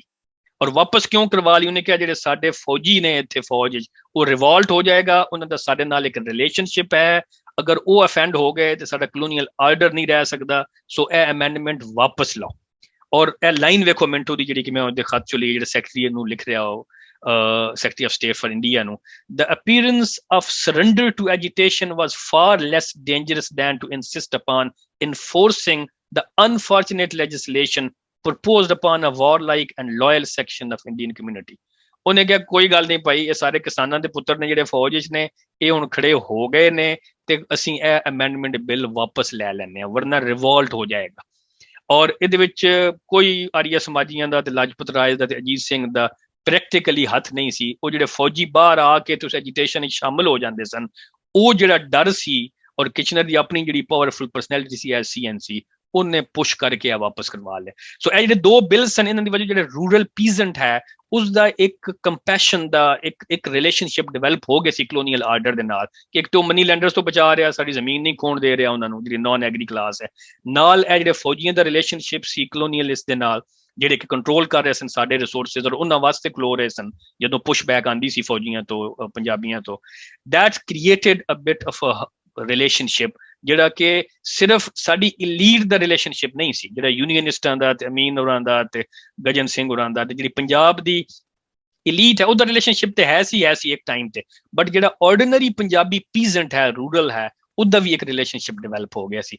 ਸੋ ਇਹਨੂੰ ਸਮਝਣਾ ਬਹੁਤ ਜ਼ਰੂਰੀ ਹੈ ਕਿ ਉਹ ਜਿਹੜੀ ਸਾਰੀ ਭਰਤੀ ਔਰ ਲਾਇਲਟੀ ਆਈ ਹੈ ਉਹਦੀ ਵਜ੍ਹਾ ਕੀ ਹੈ। ਔਰ ਦੂਜਾ ਜਿਹੜਾ ਐਂਗਲ ਹੈ ਉਹ ਉਸਦਾ ਐਂਗਲ ਹੈ ਭੁੱਖ ਦਾ, ਕਿ ਰਿਕਰੂਟਮੈਂਟ ਕਿੱਥੋਂ ਹੋਈ ਹੈ। ਵੇਖੋ ਨਾ, ਇਹ ਪੋਸਟਰ ਲਾਇਆ ਗਿਆ, ਸ਼ੁਰੂ ਕੀਤਾ ਗਿਆ ਉਰਦੂ ਚ ਹੈ, ये रुपए बंदूक और वर्दी कौन लेगा, वही जो फौज में भर्ती होगा। और यह गाना ਜਿਹੜਾ ਉਹ ਚਲਾਇਆ ਗਿਆ, ਕਹਿੰਦੇ ਨੇ ਕਿ ਪ੍ਰੀਜ਼ੂਮੇਬਲੀ ਭਾਈ ਛੇਲਾ ਸਿੰਘ ਪਟਿਆਲੇ ਵਾਲੇ ਦੀ ਆਵਾਜ਼ ਵਿੱਚ, ਉਹ ਕਹਿੰਦਾ ਕਿ ਬਾਹਰ ਖੜੇ ਰੰਗਰੂਟ ਭਰਤੀ ਹੋ ਜਾਵੇ, ਬਾਹਰ ਖੜੇ ਰੰਗਰੂਟ, ਇੱਥੇ ਖਾਵੀਂ ਸੁੱਕੀ ਹੋਈ ਰੋਟੀ, ਉੱਥੇ ਖਾਵੀਂ ਫਰੂਟ, ਇੱਥੇ ਪਾਵੀਂ ਪਾਟੇ ਹੋਏ ਲੀੜੇ, ਉੱਥੇ ਪਾਵੀਂ ਸੂਟ, ਇੱਥੇ ਪਾਵੀਂ ਟੁੱਟੀ ਹੋਈ ਜੁੱਤੀ, ਉੱਥੇ ਪਾਵੀਂ ਬੂਟ, ਭਰਤੀ ਹੋ ਜਾਵੇ ਬਾਹਰ ਖੜੇ ਰੰਗਰੂਟ। ਔਰ ਇਹ ਜਿਹੜੀ ਭਰਤੀ ਸੀ, ਇਸ ਭਰਤੀ ਦੇ ਵਿੱਚ 11 ਰੁਪਏ ਲੱਭਦੇ ਸਨ ਉਹਨਾਂ ਨੂੰ ਤਨਖਾਹ। ਔਰ ਜਦੋਂ ਸਪੈਸ਼ਲੀ ਉਡਵਾਇਰ ਦੀ ਇਨਸਿਸਟੈਂਸ ਤੇ ਲੇਟਰ ਸਟੇਜਸ ਦੇ ਵਿੱਚ ਆ ਕੇ ਜਦੋਂ ਐਨਲਿਸਟ ਕੋਈ ਹੁੰਦਾ ਸੀ ਪੀਜ਼ੈਂਟ ਰੂਰਲ ਪੰਜਾਬੀ, ਤੇ ਉਹਨੂੰ 50 ਰੁਪਏ ਐਜ਼ ਏ ਐਨਲਿਸਟਮੈਂਟ ਬੋਨਸ ਵੀ ਦਿੱਤਾ ਜਾਂਦਾ ਸੀ ਉਹਦੇ ਪਿਛਲੇ ਨੂੰ। ਸੋ ਪਿਛਲੇ ਤੇ ਖੁਸ਼ ਹੋ ਕੇ ਭਰਤੀਆਂ ਕਰਾਉਂਦੇ ਸਨ, ਲੈਣਾ ਲੱਗੀਆਂ ਰਹਿੰਦੀਆਂ ਸਨ। ਸਾਡੇ ਨਾਲ ਦਾ ਪਿੰਡ ਮੁਨਾਰਾ, ਉੱਥੇ ਇੱਕ ਮੁਹੰਮਦ ਸ਼ਰੀਫ ਸੀ, ਉਹਦੇ 11 ਪੁੱਤਰ ਸਨ, ਉਹਨੇ 11 ਦੇ 11 ਭਰਤੀ ਕਰਾ ਦਿੱਤੇ ਸਨ ਪਹਿਲੀ ਜੰਗ। ਸੋ ਇਹ ਜਿਹੜੀ ਟੈਪ ਕੀਤੀ ਹੈ ਉਹਨਾਂ ਨੇ ਜਿਹੜਾ ਏਰੀਆ, ਉਹ ਏਰੀਆ ਉਹ ਸੀ ਜਿਹੜਾ ਰਗੜ ਸੀ, ਜਿੱਥੇ ਫਸਲ ਵੀ ਚੰਗੀ ਨਹੀਂ ਸੀ ਹੁੰਦੀ, ਜਿੱਥੇ ਬੰਦਿਆਂ ਕੋਲ ਇੱਜ਼ਤ ਤੇ ਹੈ ਸੀ ਪਰ ਰੋਟੀ ਪੈਸੇ ਵਾਲੀ ਕਹਾਣੀ ਕੋਈ ਨਹੀਂ ਸੀ, ਔਰ ਉਹ ਵਿਹਲੇ ਫਿਰ ਰਹੇ ਸਨ ਔਰ ਵਾਰ ਲਾਈਕ ਵੀ ਸਨ, ਜਿਨ੍ਹਾਂ ਨੂੰ ਰੂਫੀਆਨਸ ਵੀ ਕਹਿੰਦੇ ਨੇ ਉਹ। ਤੇ ਉਹਦੇ ਵਿੱਚ ਉਹਨਾਂ ਨੇ ਭਰਤੀ ਕੀਤੀ ਕਿਉਂਕਿ ਪੈਸੇ ਆਣੇ ਸ਼ੁਰੂ ਹੋ ਗਏ ਸਨ। ਸੋ ਐਨਲਿਸਟ 17 ਯੂਰੋ ਸੀ, ਫਿਰ 11 ਯੂਰੋ ਹੋ ਗਏ, 1921 ਦੇ ਵਿੱਚ 16 ਰੁਪਏ ਕਰ ਦਿੱਤੀ ਉਹਨਾਂ ਨੇ ਤਨਖਾਹ। ਸੋ 11 ਰੁਪਈਆਂ ਤੇ ਭਰਤੀ ਹੋਏ 1911 ਦੇ ਵਿੱਚ, 16 ਰੁਪਏ 1921 ਚ ਹੋ ਗਈ, ਤੇ 50 ਰੁਪਏ ਪਿਛਲੇ ਨੂੰ ਲੱਭ ਜਾਂਦੇ ਸਨ ਕਿ ਬੰਦਾ ਭਰਤੀ ਕਰਾ ਦਿੱਤਾ ਤੇ ਪਿਛਲੇ ਵੀ ਖੁਸ਼, ਤੇ ਬੰਦੇ ਨਾਲ ਜੋ ਹੁੰਦੀ ਸੀ ਉਹ ਅਸੀਂ ਅੱਗੇ ਜਾ ਕੇ ਵੇਖਦੇ ਹਾਂ। ਔਰ ਹੁਣ ਵੀ ਤੁਸੀਂ ਵੇਖੋ ਕਿ ਹੁਣ ਵੀ ਉਹੀ ਮਾਡਲ ਹੈ ਪ੍ਰਾਇਮਰੀਲੀ, ਕਿ ਰਿਕਰੂਟਮੈਂਟ ਕਿਹੜੇ ਹੱਬ ਤੋਂ ਹੋ ਰਹੀ ਹੈ, ਜਿਹੜੇ ਕਿ ਪਿੱਛੇ ਰਹਿ ਗਏ ਨੇ, ਜਿਨ੍ਹਾਂ ਦੇ ਕੋਲ ਇਕਨੋਮਿਕ ਅਪਲਿਫਟ ਵਾਸਤੇ ਇੰਡਸਟਰੀਅਲਾਈਜੇਸ਼ਨ ਨਹੀਂ ਹੈ। ਕਿਉਂਕਿ ਇੱਕ ਥਾਟ ਜਿਹੜਾ ਕੁਝ ਹਿਸਟੋਰੀਅਨ ਦੇ ਵਿੱਚ ਹੈ ਉਹ ਇਹ ਵੀ ਹੈ ਕਿ ਪੰਜਾਬ ਨੂੰ ਕਨਾਲ ਕਲੋਨੀਆਂ ਤੇ ਦਿੱਤੀਆਂ ਨੇ ਉਹਨਾਂ ਨੇ ਜ਼ਮੀਨਾਂ ਦੇ ਥਰੂ, ਲੇਕਿਨ ਇੰਡਸਟਰੀ ਨਹੀਂ ਬਣਾਈ ਗਈ, ਕਿਉਂਕਿ ਇੱਥੋਂ ਉਹਨਾਂ ਨੂੰ ਭਰਤੀ ਲੱਭ ਰਹੀ ਸੀ। ਅਗਰ ਇੰਡਸਟਰੀ ਬਣ ਜਾਏ ਜਿੱਥੇ ਤੁਹਾਨੂੰ ਕਾਰਪੋਰੇਟ ਦੀ ਨੌਕਰੀ ਔਰ ਇੰਡਸਟਰੀਅਲ ਰੈਵੋਲੂਸ਼ਨ ਦੀ ਨੌਕਰੀ ਲੱਭੇ, ਤੇ ਫਿਰ ਲੋਕ ਫੌਜਾਂ 'ਚ ਭਰਤੀਆਂ ਨਹੀਂ ਦਿੰਦੇ। ਕੋਈ ਵੀ ਆਪਣੇ ਬੱਚੇ ਬਾਹਰ ਨਹੀਂ ਭੇਜਦਾ ਮਰਨ ਵਾਸਤੇ, ਉਹ ਭਾਵੇਂ ਜਿੰਨਾ ਮਰਜ਼ੀ ਵਾਰ ਲਾਈਕ ਹੁੰਦਾ ਰਹੇ। ਸੋ ਜਦੋਂ ਇਹ ਰਿਕਰੂਟਮੈਂਟ ਹੋ ਰਹੀ ਸੀ ਤੇ ਮੁਲਤਾਨ, ਗੁਜਰਾਂਵਾਲਾ, ਲਾਲਪੁਰ, ਇਹਨਾਂ ਡਿਸਟ੍ਰਿਕਟ ਜਿਹੜੇ ਖਾਂਦੇ ਪੀਂਦੇ ਸਨ, ਇਹਨਾਂ ਨੇ ਕੋਈ ਭਰਤੀ ਨਹੀਂ ਦਿੱਤੀ। ਔਰ ਉਡਵਾਇਰ ਬੜਾ ਫਰਸਟ੍ਰੇਟ ਹੋ ਕੇ ਕਹਿੰਦਾ ਕਿ ਇਹ ਸਾਰੇ ਜਿਹੜੇ ਨੇ ਇਹ ਭਰਤੀ ਨਹੀਂ ਦਿੰਦੇ। ਔਰ ਨਾਲ ਉਹ ਕਹਿੰਦਾ ਕਿ ਜਿਹੜਾ ਅਰਬਨ ਨੇ ਉਹ ਸਮਝਦਾ ਕਿ ਇਹ ਤੇ ਮਾੜਾ, ਇਹ ਤੇ ਹੀਣਿਆਂ ਦਾ ਨਿਮਾਣਿਆਂ ਦਾ ਕੰਮ ਹੈ, ਅਸੀਂ ਤੇ ਹਾਈ ਪੋਲਿਟਿਕਸ ਕਰਦੇ ਹਾਂ, ਅਸੀਂ ਤੇ ਹਾਈ ਥਾਟ, ਅਸੀਂ ਇੰਟੈਲੈਕਚੁਅਲਸ ਹਾਂ, ਅਸੀਂ ਕਿਉਂ ਫੌਜ ਹੀ ਭਰਤੀ ਹੋਈ ਹੈ ਜਾ ਕੇ। ਸੋ ਭਰਤੀ ਕਿੱਥੋਂ ਆ ਰਹੀ ਸੀ ਔਰ ਕਿਉਂ ਆ ਰਹੀ ਸੀ, ਉਹਦੀ ਰੀਜ਼ਨ ਵੀ ਤੁਸੀਂ ਵੇਖ ਲਓ। ਅੱਛਾ, ਅੱਗੇ ਚੱਲਦੇ ਅਸੀਂ। ਇਹ ਹੁਣ ਉਹ ਪ੍ਰੋਪੇਗੈਂਡਾ ਪੀਸਿਸ ਨੇ ਜਿਹੜੇ ਕਿ ਚਲਾਏ ਗਏ ਨੇ। ਹੁਣ ਤੁਸੀਂ ਵੇਖੋ ਕਿ ਗਿਵ ਆਲ ਯੂ ਕੈਨ 1917 ਦਾ ਜੋ ਕੁਝ ਵੀ ਆਪ ਸੇ ਹੋ ਸਕੇ ਫੌਜੀ ਹਸਪਤਾਲੋਂ ਕੇ लिए ਦੇ ਚੰਦੇ ਇਕੱਠੇ ਕੀਤੇ ਗਏ। ਤੇ ਇਹ ਗੁਰਮੁਖੀ ਵੇਖੋ ਨਾ, ਉਰਦੂ 'ਚ ਲਿਖਿਆ ਗਿਆ, ਅੰਗਰੇਜ਼ੀ 'ਚ ਲਿਖਿਆ ਗਿਆ, ਤੇ ਇਹ ਗੁਰਮੁਖੀ 'ਚ ਲਿਖਿਆ ਗਿਆ ਕਿ ਹਾਂ, ਜਿਤਨਾ ਵੀ ਤੁਹਾਥੋਂ ਸਰਰੇ ਬਣੇ ਫੌਜੀ ਹਸਪਤਾਲਾਂ ਨੂੰ ਦਿਓ। ਸੋ ਉਹਨਾਂ ਨੇ ਗੁਰਮੁਖੀ 'ਚ ਵੀ ਲਿਖ ਦਿੱਤਾ, ਉਹਨਾਂ ਨੇ ਉਰਦੂ 'ਚ ਵੀ ਲਿਖ ਦਿੱਤਾ, ਉਹਨਾਂ ਨੇ ਅੰਗਰੇਜ਼ੀ 'ਚ ਵੀ ਲਿਖ ਦਿੱਤਾ। ਔਰ ਇਹ ਕਰਜ਼ੇ ਜਦੋਂ ਇਕੱਠੇ ਕੀਤੇ ਗਏ, ਹਿੰਦੁਸਤਾਨ का नया और जंगी कर्जा 1918, ਕੌਮੀ, ਜ਼ਰਾ ਲਾਈਨ ਚੈੱਕ ਕਰੋ, ਕੌਮੀ ਖਿਦਮਤ का नादर मौका। ਸੋ ਉਹ ਇੱਕ ਕੌਮੀ ਖਿਦਮਤ ਬਣਾ ਕੇ ਇਹਨੂੰ ਪੇਸ਼ ਕੀਤਾ ਗਿਆ। ਤਾਂ ਉਹਨੇ ਕਿਹਾ ਵੀ ਤੁਸੀਂ ਹੁਣ ਸਾਨੂੰ ਦਿਓਗੇ, ਅਸੀਂ ਤੁਹਾਨੂੰ ਇਸ ਤੇ ਸੂਦ ਵੀ ਦੇਵਾਂਗੇ। ਇਸ ਤੇ ਪੈਸੇ ਤੁਹਾਨੂੰ ਜ਼ਿਆਦਾ ਮੋੜ ਕੇ ਦੇਣਗੇ। Then the empire needs you, share ਬਣਾ ਕੇ ਔਰ ਨਾਲ ਆਸਟ੍ਰੇਲੀਆ, ਕੈਨੇਡਾ, ਇੰਡੀਆ, ਨਿਊਜ਼ੀਲੈਂਡ ਆਪਣੇ ਜਿਹੜੀ ਸੋ ਕਾਲ ਕਾਮਨਵੈਲਥ ਇਕੱਠੀ ਕੀਤੀ ਗਈ ਕਿ ਬਾਈ ਐਨਲਿਸਟ ਹੋ ਜਾਓ, ਸਾਨੂੰ ਬੰਦੇ ਚਾਹੀਦੇ ਨੇ। ਇਧਰੋਂ ਇਹ ਪ੍ਰੋਪੇਗੈਂਡਾ ਹੋ ਰਹੇ ਸੀ ਔਰ ਇਧਰੋਂ ਇਹ ਵੇਖੋ ਹਿੰਦੁਸਤਾਨ ਜੇ ਜਦੋਂ ਜਰਮਨ ਜਿਹੜੇ ਨੇ, again it's a long discussion, prisoner of war ਦੇ ਵਿੱਚ ਜਰਮਨਸ ਨੇ 1915 ਦੇ ਵਿੱਚ ਇੱਕ ਹੋਰ ਆਪਣੇ ਉਰਦੂ ਦੇ ਵਿੱਚ ਜਿਹੜੀ ਸਾਡੀ ਗਦਰ ਪਾਰਟੀ ਵਾਲੇ ਸਨ ਔਰ ਸਾਰੀ ਜਿਹੜੇ ਉਬੈਦੁੱਲਾ ਸਿੰਧੀ ਵਾਲੀ ਜਿਹੜੀ ਰੇਸ਼ਮੀ ਰੁਮਾਲ ਦੀ ਜਿਹੜੀ ਸਿਲਕ ਲੈਟਰ ਵਾਲੀ ਮੂਵਮੈਂਟ ਸੀ, ਉਹ ਜਦੋਂ ਇਕੱਠੀ ਹੋ ਰਹੀ ਸੀ ਥਰੂ ਬਰਲਿਨ ਟੂ ਕਾਬਲ, ਤੇ ਉਹਦੇ ਵਿੱਚ ਉਹਨਾਂ ਨੇ ਉਰਦੂ ਅਖਬਾਰ ਜਿਹੜਾ ਹਿੰਦੁਸਤਾਨ ਦਾ ਜਿਹੜਾ ਬਾਅਦ ਚੋਂ ਹਿੰਦੀ 'ਚ ਵੀ ਸ਼ਾਇਆ ਕੀਤਾ ਗਿਆ ਉਹ ਕਰਨਾ ਸ਼ੁਰੂ ਕਰ ਦਿੱਤਾ। ਉਹਦੇ 'ਚ ਬੜੀ ਇੰਟਰਸਟਿੰਗ ਇੱਕ ਲਾਈਨ ਸੀ ਕਿ ਇਹ ਲਿਸਟ ਦਿੱਤੀ ਉਹਨਾਂ ਨੇ, ਤੇ ਉੱਤੇ ਲਾਈਨ ਹੁੰਦੀ ਸੀ ਕਿ ਹਿੰਦੁਸਤਾਨ ਕੇ ਅੰਗਰੇਜ਼ੋਂ ਨੇ ਇਸ ਜੰਗ में इतने इंडियन मरवा डाले, कि इन्ने इंडियन मरवाए ने ब्रिटिश कलोनीअलिस्ट ने ਜਰਮਨ ਦੇ ਹੱਥੋਂ। ਸੋ ਇਹ ਰਿਕਰੂਟਮੈਂਟ ਉਹਨਾਂ ਦਾ ਪੈਟਰਨ ਸੀ। ਇਹ ਇੱਕ ਮੈਪ ਸਾਨੂੰ ਮਿਲਿਆ ਸਾਡਾ ਦੋਸਤ ਅਕਰਮ ਵੜਾਇਆ ਚ ਉਹਨੂੰ, ਤੇ ਇਸ ਰਿਕਰੂਟਮੈਂਟ ਪੈਨਲ ਦੇ ਵਿੱਚ ਤੁਸੀਂ ਵੇਖੋ ਕਿ ਉਹਨਾਂ ਨੇ ਏਰੀਆ ਦੇ, ਹੁਣ ਸ਼ਾਹਪੁਰ ਦੇ ਵਿੱਚ ਉਹਨਾਂ ਨੇ ਸਾਰੀਆਂ ਕਾਸਟਾਂ ਨੇ, ਟਵਾਣੇ ਨੇ, ਅਵਾਨ ਨੇ, ਸੈयद ਨੇ, ਸਿਆਲ ਨੇ, ਔਰ ਦੇ ਸਰਾਊਂਡਿੰਗ ਏਰੀਆ ਦੇ ਵਿੱਚ ਉਹਨਾਂ ਨੇ ਕਾਸਟ ਮੈਪਿੰਗ ਵੀ ਕੀਤੀ ਕਿ ਇੱਥੇ ਕਿਹੜੀ ਕਿਹੜੀ ਕੌਮ ਰਹਿੰਦੀ ਹੈ, ਉਹ ਤੋਂ ਕਿਸ ਤਰ੍ਹਾਂ ਰਿਕਰੂਟ ਲੈਣੇ ਨੇ। So it was a very detail, ਬੱਟੀਜ਼, ਲਾਲੀਜਸ, ਹਰਲਸ, ਰਾਂਝੇ, so Gondal, so they put on even every caste ਜਿਹੜੀ ਕਿੱਥੇ ਕਿੱਥੇ ਹੈ ਸੀ, ਔਰ ਉਹਨੂੰ ਟੈਪ ਕਰਨਾ ਸੀ ਉਹਨਾਂ ਨੇ ਰਿਕਰੂਟਮੈਂਟ ਵਾਸਤੇ। It was a very meticulous job. ਅੱਛਾ, ਇਹ ਗਾਂਧੀ ਉਹਨਾਂ ਦਾ ਇੱਕ ਲੈਟਰ ਹੈ, ਇਹ ਵੀ ਬੜਾ ਇੱਕ ਇੰਟਰਸਟਿੰਗ ਹੈ, ਜਿਹਦੇ ਵਿੱਚ ਉਹ ਕਹਿ ਰਹੇ ਨੇ ਵਾਇਸਰਾਏ ਦੇ ਸੈਕਟਰੀ ਨੂੰ, ਵਾਫੀ ਨੂੰ, ਕਿ ਭਾਈ ਮੈਂ ਜਿਹੜਾ ਨਾ, if I became your recruiting an agent in chief, I may rain men on you. ਜਦੋਂ ਮੈਂ ਰਿਸਰਚ ਕਰ ਰਿਹਾ ਸਾਂ ਤੇ ਵੇਖ ਰਿਹਾ ਸਾਂ ਕਿ ਕਿਹੜੇ ਕਿਹੜੇ ਲੀਡਰ ਨੇ ਕਿਵੇਂ ਰਿਸਪੌਂਡ ਕੀਤਾ। ਇਹ ਇੱਕ ਇੰਟਰਸਟਿੰਗ ਲੈਟਰ ਹੈ, ਔਰ ਇਹ ਜਿਹੜੇ collective works of Mahatma Gandhi ਨੇ ਉਹਦੇ ਵਾਲੀਅਮ 14 ਪੇਜ 382 ਦੇ ਉੱਤੇ ਹੈ। ਇਹ ਜਿੰਨਾ ਇਹਨੂੰ ਮੈਂ ਪੜ੍ਹਦਾ ਉਨਾ ਹੀ ਮੈਨੂੰ ਨਵੇਂ ਮੇਰੇ ਜਿਹੜਾ ਨਾ, ਜਿਹਨੂੰ ਉਰਦੂ ਪੰਜਾਬੀ ਚ ਉਰਦੂ ਚ ਅਸੀਂ ਕਹਿੰਦੇ ਤਬਕ ਰੋਸ਼ਨ ਹੁੰਦੇ ਨੇ। the language, the tone, the humility, the subservience, the way to please the colonialist is beyond, at least as a Punjabi, my understanding. ਇਹ ਤੁਸੀਂ ਪੜ੍ਹੋ, ਮੈਂ ਸਾਰਾ ਇੱਥੇ ਨਹੀਂ ਪੜ੍ਹਦਾ ਕਿਉਂਕਿ ਸਾਡੇ ਕੋਲ ਇੰਨਾ ਟਾਈਮ ਨਹੀਂ ਹੈ, ਬਟ amazing। ਉਹਨੇ ਕਿਹਾ ਵੀ ਮੈਂ ਇੱਥੇ ਲਾਈਨ ਦੇ ਵਿੱਚੋਂ ਮੈਂ ਲਿਆ, if I became your recruiting agent in chief, I may rain men on you। ਤੇ ਨਾਲ ਉਹ ਕਹਿ ਰਹੇ ਨੇ ਪਿਆਰ ਨਾਲ ਕਿ the viceroy looked pale yesterday, my whole heart went out to him as I watched him listening to the speeches, may God watch over and protect him and you, his faithful and devoted secretary। ਤੇ ਨਾਲ ਇਜਾਜ਼ਤ ਪੁੱਛ ਰਹੇ ਨੇ ਕਿ ਭਾਈ ਜੀ ਇਜਾਜ਼ਤ ਹੋਏ ਤੇ ਮੈਂ ਖਤ ਪਬਲਿਕ ਕਰ ਦਵਾਂ। ਤੇ ਉਹ ਥੱਲੇ ਉਹਨੂੰ ਦੋ ਮੈਨੂੰ ਜਵਾਬ ਦੇ ਰਿਹਾ, ਉਹ ਕਹਿ ਰਿਹਾ you may publish letter at your own discretion, but ਤੇਰੀ ਆਪਣੀ ਮਰਜ਼ੀ, ਬਈ ਮੇਰੇ ਕੋਲ ਕਿੱਥੇ ਪੁੱਛੀ ਜਾ ਰਿਹਾ, ਅਗਰ ਕਰਨਾ ਤੇ ਆਪੇ ਕਰ ਦੇ। no authority for doing so should be quoted, but ਮੈਨੂੰ ਕੋਟ ਕਰਨ ਦੀ ਲੋੜ। but that's an amazing piece। then Gandhi ji ਨੇ ਇੰਨੀ ਕੋਈ ਫੋਰਸਫੁਲ ਕੰਪੇਨ ਕੀਤੀ ਬੰਦੇ ਭਰਤੀ ਕਰਨ ਵਾਸਤੇ ਕਿ ਉਹਨਾਂ ਬਿਮਾਰ ਹੋ ਗਏ ਉਹ 3-4 ਮਹੀਨੇ ਦੇ ਵਿੱਚ। ਔਰ ਇਹ ਆਰਗੂਮੈਂਟਸ ਕੁਝ ਜਿਹੜੇ ਹਨ ਅਗੇਨ ਵਾਲੀਅਮ 14 ਦੇ ਵਿੱਚੋਂ, ਦੇ ਆਰ ਮਾਈਂਡ ਬੋਗਲਿੰਗ, ਜਿੱਥੇ ਉਹ ਕਹਿ ਰਹੇ ਨੇ ਔਰਤਾਂ ਨੂੰ ਕਿਵੇਂ ਰੋਂਦੀਆਂ ਫਿਰ ਰਹੀਆਂ ਤੁਸੀਂ, ਇੰਨੇ ਬੰਦੇ ਹੈਜ਼ੇ ਨਾਲ ਵੀ ਤੇ ਮਰ ਜਾਂਦੇ ਨੇ, ਬੰਦੇ ਭਰਤੀ ਹੋਣ ਦਿਓ ਤੁਸੀਂ। ਦੂਜਾ ਇਹ ਤੇ ਸੀਡਸ ਨੇ, ਇਹ ਜਿੰਨੇ ਮਰਨਗੇ ਨਵੇਂ ਸਪਰਾਊਟ ਹੋ ਜਾਣਗੇ। ਔਰ ਜੋ ਵੀ ਉਹਨੂੰ ਸਵਰਾਜ ਵਾਸਤੇ ਯੂਜ਼ ਕਰਨਾ ਚਾਹ ਰਹੇ ਸਨ, but he was unable to use, ਕਿਉਂਕਿ ਖਜ਼ਰ ਯਾਰ ਟਵਾਣਾ ਕਹਿ ਰਿਹਾ ਅਸੀਂ ਵੀ ਹੋਮ ਰੂਲ ਤੇ ਅਸੀਂ ਵੀ ਮੰਗ ਰਹੇ ਹਾਂ ਜਿਵੇਂ ਬਾਕੀ ਮੰਗ ਰਹੇ ਨੇ, but there was a different relationship which was being manufactured. But please read through these letters and it's an amazing, ਜਿਹੜਾ ahimsa and when you look at these letters, ਜਿੱਥੇ ਕਹਿੰਦੇ ਮੈਂ ਤੇ ਖਿਸ਼ਤਰੀ ਹਾਂ ਔਰ ਇਹ ਸਾਡੀ ਟ੍ਰੈਡੀਸ਼ਨ ਹੈ, ਔਰ ਇੰਨੇ ਬੰਦੇ ਤੁਸੀਂ ਰੋਵੋ ਨਾ, ਇਹ ਮੁੰਡਿਆਂ ਨੂੰ ਤੁਸੀਂ ਬਰਸੀ ਤੋਂ ਡੱਕੋ ਨਾ, ਔਰਤਾਂ ਨੂੰ ਕਹਿ ਰਹੇ ਨੇ ਕਿ ਇਹ ਤੇ ਮਰਦਾਂ ਦਾ ਕੰਮ ਹੁੰਦਾ ਜੰਗ ਕਰਨਾ, ਔਰ ਜੰਗ ਨਾ ਕਰੀਏ ਤੇ ਪ੍ਰੋਟੈਕਸ਼ਨ ਨਹੀਂ ਹੁੰਦੀ। ਇੱਕ ਹੋਰ ਲਾਈਨ ਬਾਅਦ ਇੱਕ ਜਗ੍ਹਾ ਤੇ ਇੱਕ ਲੈਟਰ ਵਿੱਚ ਆ ਰਹੀ ਹੈ ਕਿ ਅਗਰ ਬ੍ਰਿਟਿਸ਼ ਹਾਰ ਗਏ ਤੇ ਸਾਡਾ ਕੀ ਬਣੇਗਾ, we are India is nothing without British. That's the line which has been quoted. Anyway ਜੀ, ਸੋ ਪੰਜਾਬ ਦੇ ਨਾਲ ਜਿਹੜਾ ਰਿਲੇਸ਼ਨਸ਼ਿਪ ਸੀ ਉਹਦੇ ਵਿੱਚ 1857 ਤੋਂ ਜਿਹੜਾ ਸ਼ੁਰੂ ਹੋਇਆ, ਉਹਦੇ ਵਿੱਚ ਇੱਕ ਇੰਟਰਡਿਪੈਂਡੈਂਸ ਕ੍ਰੀਏਟ ਹੋਈ ਹੈ। So Punjab was favored with benefits like the creation of a vast transport communication network on Punjab's massive agricultural expansion. So a line very important. Colonial state never fully used its repressive machinery in Punjab due to army recruitments, resulting in paternalistic colonial state and a militarized rural Punjab colluded in a mutually beneficial alliance. So colonialism was constrained and nationalism restricted as a consequence of the Indian Army's deep roots in Punjab. So एक interesting thought है, और ਅਸੀਂ ਜਿਹੜੇ ਪਿੰਡਾਂ 'ਚ ਫਿਰਦੇ ਹਾਂ ਅਜੇ ਵੀ ਉਹ ਕਹਿੰਦੇ ਨੇ ਗੋਰਾ ਬੜਾ ਚੰਗਾ ਸੀ। ਦੈਟਸ ਜਿਹੜੇ ਸਾਡੀ ਅਰਬਨ ਪੋਲਿਟਿਕਸ ਹੈ ਉਹ ਡਿਫਰੈਂਟ ਹੈ, ਜਿਹੜੀ ਕਿ ਐਂਟੀ ਬ੍ਰਿਟਿਸ਼ ਹੈ। ਤੁਸੀਂ ਜਿਉਂ ਪਿੰਡਾਂ ਜਾਂਦੇ ਜਾਓ, ਇਹ ਦੋ ਟੱਪੇ ਮੈਨੂੰ ਲੱਭੇ, ਉਹ ਕਹਿੰਦਾ ਕਿ ਪੁੱਤ ਜੀਣ ਵੇ ਫਰੰਗੀਆ ਤੇਰੇ, ਪਿੰਡ ਵਿੱਚ ਰੇਲ ਆ ਗਈ, ਤੇ ਦੂਜਾ ਇੱਕ ਕਿ ਸੋਹਣਾ ਰਾਜ ਅੰਗਰੇਜ਼ੀ ਪਿੰਡ ਪਿੰਡ ਡਾਕੀਆ ਫਿਰੇ। ਸੋ ਉਹ ਜਿਹੜੀ ਇੱਕ ਮਿਊਚੁਅਲ ਬੈਨੀਫਿਸ਼ੀਅਲ ਹੈ ਸੀ, ਜਿਹੜੀ ਕਿ ਰੂਰਲ ਐਲੀਟ ਤੱਕ ਵੀ ਗਈ ਹੈ, ਤਨਖਾਹਾਂ ਵੀ ਆ ਰਹੀ ਸਨ, ਉਹਦਾ ਵੀ ਇੱਕ ਇੰਪੈਕਟ ਹੈ ਸੀ, ਦ ਵੇ ਦੇ ਸੌ them as friends of the Brits।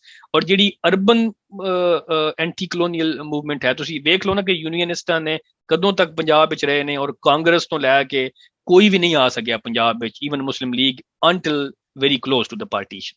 So ਉਹਦੀ ਕੋਈ ਨਾ ਕੋਈ ਵਜ੍ਹਾ ਤੇ ਹੈ ਸੀ, how that all survived, but we don't have time to go into that details, but ਇਹ ਇੰਪੋਰਟੈਂਟ ਹੈ ਇਹਨੂੰ ਇਹ ਵੇਖਣਾ।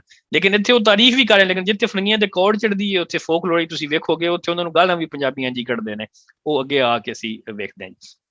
ਸੋ ਜਿਹੜੀ ਤਨਖਾਹਾਂ ਆ ਰਹੀਆਂ ਸਨ, ਔਰ ਕੁਝ ਜਿਹੜੇ ਰਾਈਟਰਸ ਨੇ, ਰਜਤ ਮਜਮਦਾਰ ਜੇ, ਉਹ ਤੇ ਕਹਿੰਦੇ ਨੇ ਵੀ ਪੰਜਾਬ ਜਿਹੜਾ ਉਹ ਸਭ ਤੋਂ ਜ਼ਿਆਦਾ ਜਿਹੜਾ ਨਾ ਉਹਨੇ ਫਾਇਦੇ ਚੁੱਕੇ ਨੇ ਕਲੋਨੀਅਲ ਪੀਰੀਅਡ ਤੋਂ। ਬੰਗਾਲ ਵਿੱਚ ਅਸੀਂ ਬਹੁਤ ਕਲੋਜ਼ ਸਾਂ ਉਹਨਾਂ ਦੇ, and so on and so what, ਅਸੀਂ 100 ਸਾਲ ਪਹਿਲੇ ਦੇ ਨਾਲ ਸਾਂ, but Punjab reaped all the benefits, ਕਿਉਂਕਿ ਬ੍ਰਿਟਿਸ਼ ਇੰਡੀਆ ਦਾ ਜਿਹੜਾ ਟੋਟਲ ਐਕਸਪੈਂਡੀਚਰ ਸੀ ਉਸ ਤੋਂ ਸਭ ਤੋਂ ਜ਼ਿਆਦਾ ਪੰਜਾਬ ਦੇ ਉੱਤੇ ਲੱਗ ਰਿਹਾ ਸੀ, ਔਰ ਪੰਜਾਬੀ 50% ਸਨ ਬ੍ਰਿਟਿਸ਼ ਆਰਮੀ ਦੇ ਵਿੱਚ, and these monitored benefits brought Punjab out of ਜਿਹੜੀ ਕਿ ਪ੍ਰੀ ਡਿਵੈਲਪਮੈਂਟ ਏਜ ਸੀ ਉਹਦੇ ਵਿੱਚ। So then Punjabis in Pakistan army मैं क्रॉस रोड पर ऐसा शुजा दी, so I just liked it sharing के 63.86% पंजाबी सन पाकिस्तानी फौज 91 2005 चो घट हो गए ने, और प्रोपोर्शन ਜਿਹੜਾ ਪਖਤੂਨਾਂ ਦਾ ਪਠਾਨਾਂ ਦਾ ਉਹ ਵੱਧ ਗਿਆ, but they are still 43.3%, ਹੁਣ ਥੋੜੀ ਹੋਰ ਵਧਣੀ ਸ਼ੁਰੂ ਹੋ ਗਈ ਹੈ, but around 45% still ਪੰਜਾਬੀ ਨੇ ਪਾਕਿਸਤਾਨੀ ਆਰਮੀ ਦੇ ਵਿੱਚ। So there was resistance as well, ਔਰ colonial order ਇਹ ਜਿਹੜੀ ਸਾਰੀਆਂ ਗੱਲਾਂ ਮੈਂ ਕਰ ਰਿਹਾ, ਜਿਹੜੀ mutual beneficial relationship create ਹੋਇਆ, ਉਸਦਾ ਇਹ ਮਤਲਬ ਨਹੀਂ ਹੈ ਕਿ colonialism ਜਿਹੜਾ ਉਹ ਆਪਣੀ ਰੰਗ ਵਿੱਚ ਨਹੀਂ ਸੀ, ਕਿਉਂਕਿ colonialist ਜਿਹੜਾ ਲਾਰਡ ਹੁੰਦਾ ਉਹ ਜਦੋਂ ਤੱਕ ਠੀਕ ਹੈ, ਜਦੋਂ ਉਹ ਥੋੜਾ ਜਿਹਾ ਉਹਨੂੰ ਆਪਣੇ ਕੁੰਨੇ ਸੇਕੇ ਜਾਂਦੇ ਨੇ ਉਹਦੇ, ਤੇ ਉਹਨੇ ਕੋਈ ਨਾ ਕੋਈ ਬਲੇਮ ਗੇਮ ਢੂੰਢਣੀ ਹੁੰਦੀ ਹੈ। ਸੋ ਸ਼ਸ਼ੀਰ ਸ਼ੌਬਦਕਾਰੀ ਇੱਕ ਬੰਗਾਲੀ ਐਂਬੂਲੈਂਸ ਡਰਾਈਵਰ ਸੀ, ਉਹਦੇ ਕੁਝ ਅਮਿਤਾਭ ਘੋਸ਼ ਨੇ ਟ੍ਰਾਂਸਲੇਟ ਕੀਤੀ ਹੈ, ਉਹਦੀ ਇੱਕ ਬੁੱਕ ਹੈ ਅਬੀ ਲੈਬ Baghdad, on road to Baghdad। ਉਹਦੇ ਵਿੱਚ ਕੁਝ ਬੜੀਆਂ ਅਜੀਬੋ ਗਰੀਬ ਲਾਈਨਾਂ ਨੇ ਕਿ ਜਦੋਂ ਕੂਤ ਅਲ ਅਮਾਰਾ ਦੇ ਵਿੱਚ ਮੈਸੋਪੋਟੇਮੀਆ ਤਿਗਰੀਜ਼ ਦਾ ਇੱਕ ਇਲਾਕਾ ਜਿੱਥੇ ਕਿ ਸੀਜ ਰਿਹਾ ਬਹੁਤ ਮਹੀਨੇ, ਔਰ ਬਹੁਤ ਇੰਡੀਅਨਸ ਮਰੇ ਨੇ ਉਹਦੇ ਵਿੱਚ, ਈਵਨ ਸੀਜ ਦੇ ਵਿੱਚ ਟਰਕਿਸ਼ ਫੋਰਸਿਸ ਨੇ ਕੀਤਾ, ਔਰ ਫਿਰ ਉਹਨਾਂ ਨੂੰ ਟਰਾ ਕੇ ਉਹ ਸੀਰੀਆ ਦੇ ਬਾਰਡਰ ਤੱਕ ਲੈ ਕੇ ਗਏ ਨੇ, ਜਿਹਨੂੰ ਡੈਥ ਮਾਰਚ ਆਫ ਮੈਸੋਪੋਟੇਮੀਆ ਵੀ ਆਖਦੇ ਨੇ। ਉਹ ਬਹੁਤ ਸਾਰੇ ਲੋਕ ਇੰਡੀਅਨਸ ਜਿਹੜੇ ਨੇ ਪਹਿਲੇ ਸੀਜ ਵਿੱਚ 3 ਮਹੀਨੇ ਕੋਈ ਰੋਟੀ ਪਾਣੀ ਨਹੀਂ ਸੀ ਲੱਭ ਰਿਹਾ, ਔਰ ਬਾਕੀ ਜਿਹੜੇ ਨੇ ਉਹ ਉੱਥੇ ਰਾਹ 'ਚ ਹੀ ਮਰਦੇ ਗਏ, ਔਰ ਉਹਨਾਂ ਦੀਆਂ ਲਾਸ਼ਾਂ ਔਰ ਪਿੰਜਰ ਉੱਥੇ ਰਹਿ ਗਏ ਉਸ ਸਾਰੇ ਰੋਡ ਤੇ। So that's called death march of Mesopotamia. ਉਹਦੇ ਵਿੱਚ ਜਦੋਂ ਚਾਰਲਸ ਟਾਊਨਸ਼ੈਂਡ ਜਿਹੜਾ ਕਮਾਂਡਿੰਗ ਜਨਰਲ ਸੀ, ਉਹਨੂੰ ਜਦੋਂ ਹਾਰ ਹੋਈ ਤੇ ਉਹਨੇ ਕਿਹਾ ਜੀ ਆ ਤੇ ਮੈਨੂੰ ਤੇ ਇੰਡੀਅਨਸ ਦੀ ਵਜ੍ਹਾ ਤੋਂ ਹੋ ਗਈ ਹੈ। ਨਾਲ ਫਿਰ ਉਹ ਹੋਰ ਵੀ ਗੱਲਾਂ ਕਰਦਾ ਰਿਹਾ ਕਿ ਜਿਹੜਾ ਇੰਡੀਅਨਸ ਤੇ ਪ੍ਰੈਸ਼ਰ ਪਏ ਜਿਹੜੇ ਫੌਜੀਆਂ ਤੇ ਉਹ, but look it's one general, ਕੁਝ ਹੋਰ ਜਨਰਲਸ ਨੇ ਵਿਲਕੌਕਸ ਤੇ ਜਿਨ੍ਹਾਂ ਨੇ ਬਹੁਤ ਤਾਰੀਫ ਕੀਤੀ ਹੈ Indian forces the. But colonial order ਜਿਹੜਾ ਜਾਂ ਕਲੋਨੀਅਲ ਰੇਸਿਜ਼ਮ ਜਿਹੜਾ ਹੈ, that remains, ਉਹ ਅਜੇ ਵੀ ਹੈ ਜਿੱਥੇ ਅਸੀਂ ਵੀ ਬੈਠੇ ਹਾਂ ਤੇ ਜਿੰਨਾ ਵੈਸਟ ਵਿੱਚ ਵੀ ਘੁੰਮਦੇ ਹੋ ਤੁਸੀਂ।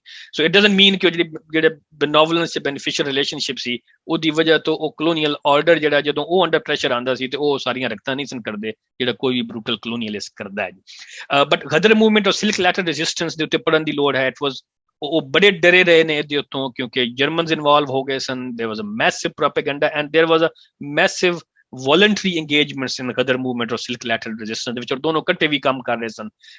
ਜਿਹੜੇ ਗਦਰ ਮੂਵਮੈਂਟ ਦੇ ਲੀਡਰ ਸਨ ਔਰ ਸਿਲਕ ਲੈਟਰ ਦੇ, ਔਰ ਮੌਲਵੀ ਬਰਕਤੁੱਲਾ ਬੜਾ ਬ੍ਰਿਜ ਸੀ ਇਹਨਾਂ ਸਾਰੇ ਪ੍ਰੋਸੈਸ ਦੇ ਵਿੱਚ। 2 ਲਾਈਨਾਂ ਗਦਰ ਦੀ ਗੂੰਜ ਪੋਇਟਰੀ ਦੇ ਵਿੱਚ ਮੈਨੂੰ ਮਿਲੀਆਂ ਨੇ, ਉਹ ਬੜੀਆਂ ਇੰਟਰਸਟਿੰਗ ਨੇ। But they were really afraid of Ghadar movement and silk letter resistance. ਔਰ ਉਹਦੇ ਵਿੱਚ ਅਗਰ ਕੁਝ ਬੰਦੇ ਉਹਨਾਂ ਦੇ ਹੱਥ ਨਾ ਆ ਜਾਂਦੇ ਔਰ ਇਹ ਕੰਸਪੀਰੇਸੀਜ਼ ਕੁਝ ਨਾ ਫੜੀਆਂ ਜਾਂਦੀਆਂ ਤੇ things might have been different, who knows. ਤੇ ਉਹਦੇ ਵਿੱਚ ਇੱਕ ਬੜੀ ਇੰਟਰਸਟਿੰਗ ਲਾਈਨਾਂ ਸਨ ਕੁਝ 2-3 ਗਦਰ ਦੀ ਗੂੰਜ ਦੇ ਵਿੱਚੋਂ। ਉਹਦੇ ਵਿੱਚ ਇੱਕ ਤੇ ਐਸਾ ਸੀ ਕਿ ਇੱਕ ਕਾਗਜ਼ ਨਹੀਂ, ਇਹ ਲੜਾਈ ਦਾ ਝੰਡਾ ਹੈ। ਤੇ ਨਾਲ ਇੱਕ ਹੋਰ ਬੜੀ ਇੰਟਰਸਟਿੰਗ ਲਾਈਨ ਸੀ, ਉਹ ਕਹਿੰਦੇ ਸਨ ਕਿ ਕਰੇ ਸੀਖਾਂ ਲਾਲ ਕਹੋ ਉਮਰੇ ਲੋਹਾਰ ਨੂੰ, ਜ਼ਾਲਮ ਫਰੰਗੀਆਂ ਦੀਆਂ ਚੁੱਤਣਾ ਤੇ ਲਾਉਣ ਵਾਸਤੇ ਹਿੱਟ, ਕਿ ਇਹ ਜ਼ਰਾ ਸੀਖਾਂ ਲਾਲ ਕਰੇ ਅਸੀਂ ਗਦਰ ਮੂਵਮੈਂਟ ਦੀ ਸਾਰੀ ਜਿਹੜੀ ਪ੍ਰੋਪੇਗੈਂਡਾ ਪੋਇਟਰੀ ਹੈ ਸੀ।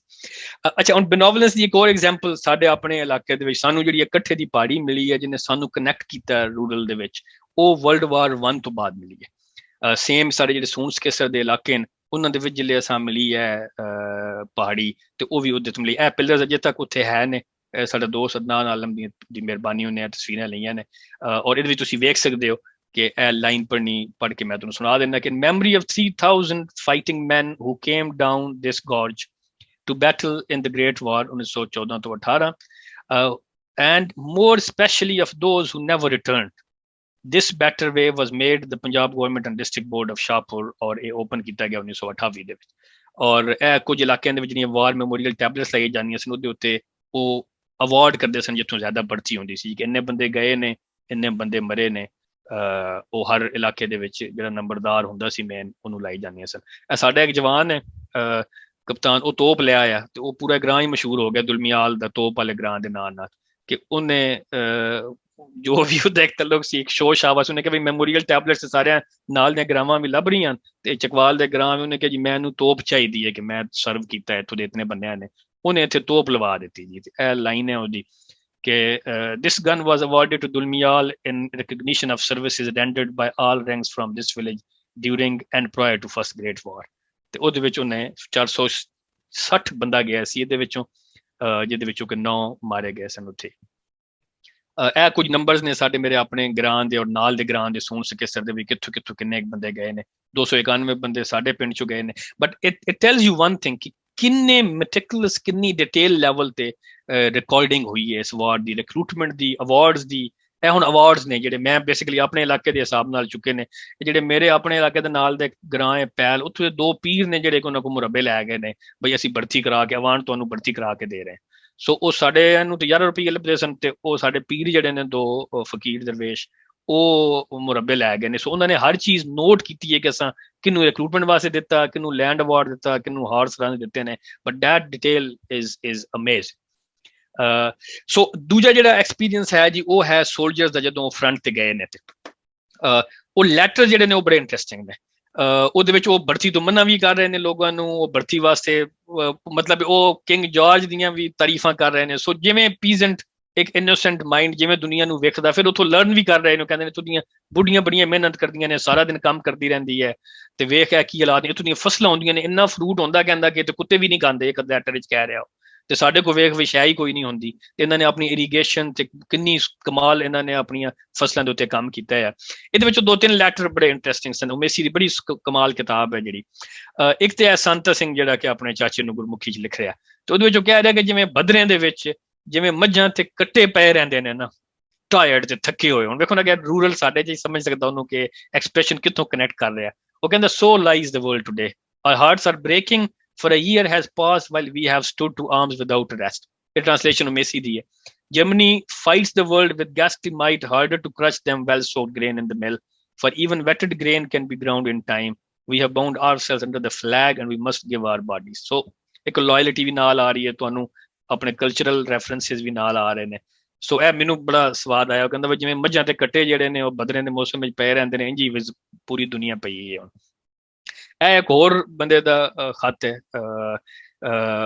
this is interesting ਕਮਾਲ ਹੈ ਉਹ ਕਹਿੰਦਾ ਜੀ the whole day passes in expectation and the whole night in consternation but your letter never comes ਉਹ ਕਹਿ ਰਿਹਾ ਯਾਰ ਮੈਨੂੰ ਖਤ ਲਿਖਿਆ ਕਰੋ my friend to us travelers the time passes as it did at Karbala ਤੁਹਾਨੂੰ ਪਤਾ ਮੁਸਲਮਾਨਾਂ ਦਾ ਇੱਕ sacrifice ਦਾ ਇੱਕ ਬਹੁਤ ਵੱਡਾ ਇਸਤਾਰਾ ਹੈ metaphor ਹੈ and at such a time you do not send a letter well the grief of this will accompany me to the grave. Second, I regret that my mother and sister will not be with me at my last moments. And third, that as yet I have seen nothing of the world. But मैं जे ना निकी उम्र है मेरी ते वेख मैं मारिया जाना ते मेरी मां ते भैणां भी मेरे कोल वैन करन वास्ते ते नहीं होनी एक होर लेटर ਜਿਹੜਾ भेजिया गया इंडियन हॉस्पिटल फ्रांस ਵਿੱਚ ਜਿਹੜਾ इंडियन हॉस्पिटल रूइन ਵਿੱਚ ਬਣਾਇਆ ਗਿਆ ਸੀ ਉਹ ਇਹ ਬੜਾ ਕਮਾਲ ਹੈ ਉਹਦੇ ਵਿੱਚ ਕਹਿ ਰਿਹਾ I have no need of anything, but I have a great longing for a flute to play. Mainu bansuri gallo. What can I do? I have no flute. Can you get me one from somewhere? If you can, please do and send it to me. Take this much trouble for me, for I have a great desire to play upon the flute, since great dejection is fallen upon me. You simply must get one from somewhere. I have no need of anything else. But this you must manage as soon as you can. Make a small wooden box, put a little cotton wool in it, and put a flute to play on in the middle of the cotton wool. Then put a little cloth over it. मतलब इन्नी हिफाजत करो जी कि टूट ना जाए रात ਵਿੱਚ ਕਿਤੇ ਮੇਰੀ ਬਾਂਸਰੀ ਜਿਹੜੀ ਹੈ. Get Umardeen to write the address in English and it will reach me all right. Pack it so that the flute will not shake about. I shall be very grateful. I have no need of anything else. You must arrange this as quickly as possible. Letter passed. So can you imagine? ਨਾਲ ਉਹਨੇ note ਵੀ ਲਿਖਿਆ ਕਿ please ਇਹਨੂੰ address ਕਰੋ, ਇਹ ਬੰਦਾ ਕੀ ਮੰਗ ਰਿਹਾ ਹੈ, ਤੁਸੀਂ ਵੇਖੋ ਜਿਹੜੇ ਫੰਡ ਵਾਲੇ ਸਨ ਉਹਨਾਂ ਨੂੰ ਉਹਨੇ ਲਿਖਿਆ। ਕਿਉਂਕਿ ਉੱਥੇ ਇੱਕ Indian postal mail service censorship ਵੀ ਆਇਆ ਸੀ ਕਿ due to other movements and silk letter movements, ਔਰ ਕੁਝ ਇਹ ਵੀ ਕਿ ਸਾਡੀ ਲੀਕ ਨਾ ਹੋ ਜਾਣ military locations and all that, so ਇੱਕ ਸੈਂਸਰਸ਼ਿਪ ਵੀ ਸੀ, ਉਹਦੀ ਇੱਕ ਆਪਣੀ ਕਹਾਣੀ ਹੈ, ਬਟ ਸਮ ਅਦਰ ਡੇ। ਇਹ ਬੂਟੇ ਸਿੰਘ ਦਾ ਬੜਾ ਮਜ਼ੇਦਾਰ ਜਿਹਾ ਖੱਤ ਹੈ ਜਿਹੜਾ ਉਹਨੇ ਗੁਰਮੁਖੀ 'ਚ ਲਿਖਿਆ, ਉਹ ਬ੍ਰਾਈਟਨ UK ਦੇ ਵਿੱਚੋਂ ਹਸਪੀਟਲ 'ਚੋਂ ਲਿਖ ਰਿਹਾ, ਤੇ ਉਹਦੇ ਵਿੱਚ ਹੋਰ ਸਾਰੀਆਂ ਗੱਲਾਂ ਕਰਕੇ, ਤੇ ਉਹ ਕਹਿੰਦਾ ਇਹ ਲਾਈਨ ਬੜੀ ਮਜ਼ੇਦਾਰ ਸੀ, ਜਸਟ ਫॉर द ਪਨ ਸੇਕ, ਸੋ ਐਂਡ ਦੈਟ ਉਹ ਕਹਿੰਦਾ ਕੋਈ ਝੂਠਾ ਲਾਰਾ ਲਾ ਕੇ ਵਾਪਸ ਆ ਜਾਈਏ। then said we know from letters that the wives of men still alive have taken other husbands। ਉਹ ਕਹਿੰਦਾ ਯਾਰ ਇਹ ਕੀ ਹੋ ਰਿਹਾ, ਸਾਨੂੰ ਪਤਾ ਲੱਗ ਰਿਹਾ ਕਿ ਉੱਥੇ ਜਿਹੜੀਆਂ ਪਿੱਛੇ ਬੀਵੀਆਂ ਸਨ ਕਈਆਂ ਦੀਆਂ ਵਿਆਹੀ ਹੋਈਆਂ, ਇੱਥੇ ਜਿਹੜੇ ਆਏ ਨੇ ਉਹਨਾਂ ਨੇ ਦੂਜੇ ਵਿਆਹ ਕਰ ਲਏ ਨੇ, ਤੇ ਫਿਰ ਕਹਿੰਦੇ ਬੂਟਾ ਗਾਲਾਂ ਕੱਢਦਾ। ਸੋ that was one of the letter। ਇਹ ਕੁਝ ਫੋਟੋ ਜਰਨੀ ਹੈ ਜੀ, we are getting closer now। ਸੋ ਇਹ ਫੋਟੋ ਜਰਨੀ ਹੈ ਕਿ ਕਿਵੇਂ ਕਿਵੇਂ ਫੌਜੀ ਉੱਥੇ ਗਏ ਨੇ। I will not spend more time on it। ਟ੍ਰੈਂਚੇਸ ਨੇ ਜਦੋਂ ਕਲੋਰੀਨ ਗੈਸ ਯੂਜ਼ ਕੀਤੀ ਜਰਮਨਸ ਨੇ, ਤੇ ਉਦੋਂ ਪਹਿਲੇ ਤਾਂ ਕੁਝ ਵੀ ਨਹੀਂ ਸੀ ਉਹਨਾਂ ਕੋਲ, then makeshift type mask ਬਣਾਏ ਗਏ। ਇਹ ਵੇਖੋ ਕਿ ਸਾਰੇ ਵਿਚਾਰੇ ਇਹ ਹੁਣ ਤਨਖਾਹ ਲੈ ਰਹੇ ਅੰਗੂਠਾ ਲਾ ਕੇ, ਔਰ ਇੱਥੇ ਖਤ ਕਿਸੇ ਹੋਰ ਕੋਲ ਲਿਖਵਾ ਰਿਹਾ। ਸੋ ਇਟ ਵਾਸ ਵੈਰੀ ਆਇਰੋਨਿਕ ਇਨ ਸੋ ਮੈਨੀ ਵੇਜ਼ ਕਿ 5% ਸੀ ਪੰਜਾਬ ਦਾ literacy rate, and they were not literate, ਤਨਖਾਹਾਂ ਵੀ ਇੰਝ ਲੈਂਦੇ ਸਨ, and so everything worked the way it worked, we all know। ਕੀਰਤਨ ਹੋ ਰਿਹਾ, ਜਵਾਨ ਸਾਡੇ ਨਮਾਜ਼ ਪੜ੍ਹ ਰਹੇ ਨੇ ਉੱਥੇ, ਔਰ ਇਹ ਹਸਪਤਾਲਾਂ ਦੇ ਵਿੱਚ ਨੇ। ਇੱਥੇ ਨਰਸਾਂ ਜਿਹੜੀਆਂ ਕੁਝ ਫ੍ਰੀ ਹੋ ਗਈਆਂ ਸਨ ਸਾਡੇ ਫੌਜੀਆਂ ਨਾਲ, ਤੇ ਉਸ ਤੋਂ ਬਾਅਦ ਗੋਰਿਆਂ ਨੇ ਕਿਹਾ ਵੀ ਨਰਸਾਂ ਜਿਹੜੀਆਂ ਨੇ ਉਹਨੂੰ ਰੇਸ਼ੀਅਲ ਸੁਪੀਰੀਅਰਿਟੀ ਤੇ ਫਿਰ ਕਿਕ ਇਨ ਹੋ ਜਾਂਦੀ ਹੈ ਸਪੈਸ਼ਲੀ, ਤੇ ਉਹਨਾਂ ਨੇ ਕਿਹਾ ਵੀ ਤੁਸੀਂ ਹੁਣ ਨਰਸਾਂ ਇਹਨਾਂ ਨੂੰ ਨਹੀਂ ਕਰਨਗੀਆਂ, ਮੇਲ ਨਰਸਿਸ ਹੋਣਗੀਆਂ ਤੇ ਉਹ ਉਹਨਾਂ ਨੂੰ ਕੇਅਰ ਕਰਨਗੇ। ਬਟ ਇਸ ਫੋਟੋ 'ਚ ਅਜੇ ਤੱਕ ਨਰਸਾਂ ਹੈ ਨੇ ਉਹਨਾਂ ਦੇ ਨਾਲ। This was ironic। ਮੈਂ ਜਦੋਂ ਇਹ ਬੰਦਾ ਵੇਖਿਆ ਤੇ ਮੈਨੂੰ ਰੋਣਾ ਆ ਗਿਆ ਕਿ ਇਹ ਫਰੰਟ ਤੇ ਹੈ, ਰੋਟੀ ਇਕੱਲਾ ਬੈਠਾ ਰੋਟੀ ਖਾ ਰਿਹਾ। ਅਸੀਂ ਪੰਜਾਬੀ ਕਿੱਥੇ ਇਕੱਲੇ ਬਹਿ ਕੇ ਰੋਟੀਆਂ ਖਾਂਦੇ ਹਾਂ, ਅਸੀਂ ਤੇ ਕਹਿੰਦੇ ਜਿੰਨੇ ਬੰਦੇ ਜ਼ਿਆਦਾ ਹੋਣ ਸਾਨੂੰ ਸਵਾਦ ਜ਼ਿਆਦਾ ਆਉਂਦਾ, ਤੇ ਇਹ ਬੈਠਾ ਇਕੱਲਾ ਰੋਟੀ ਖਾ ਰਿਹਾ। ਔਰ ਇਹਦੇ ਚਿਹਰਾ ਵੇਖੋ, that was it brought tears to my eyes। ਤੇ ਇਹ ਰੋਟੀਆਂ ਪੱਕ ਰਹੀਆਂ ਨੇ ਜੀ। but this picture tells you what war is all about। ਇਹ ਸੈਂਸਰ ਬੋਰਡ ਜਿਹੜਾ ਬਣਾਇਆ ਗਿਆ ਸੀ ਉਹਨਾਂ ਨੇ, ਪੋਸਟਲ ਸੈਂਸਰ, ਕਿ ਜਦੋਂ ਲੱਗ ਪੜਦੇ ਸਨ, ਇਹ ਹੁਣ ਕੋਈ ਸਾਡੇ ਜਵਾਨ ਨੂੰ ਲਿਖਣਾ ਪੜਨਾ ਵੀ ਆ ਗਿਆ ਸੀ। ਮੁਹੰਮਦ ਹੁਸੈਨ ਨੂੰ ਉੱਥੇ ਜਾ ਕੇ ਇੰਡੀਅਨ ਐਂਡ ਪੰਜਾਬ, ਤੇ ਉਹਨੇ ਇੱਕ ਆਪਣਾ ਪੋਸਟ ਦੇ ਉੱਤੇ ਹੱਥ ਨਾਲ ਨਾਂ ਲਿਖ ਕੇ ਕੁਝ ਅੰਗਰੇਜ਼ੀ ਵੀ ਲਿਖੇ ਤੇ ਗੱਲੀ। ਇਹ ਫਸਟ ਵੀ ਆਲ ਨੋ ਚਕਵਾਲ ਦਾ ਖੁਦਾਦਾਦ ਜਿਹਨੂੰ ਕਿ ਪਹਿਲਾ ਵਿਕਟੋਰੀਆ ਕ੍ਰਾਸ ਮਿਲਿਆ।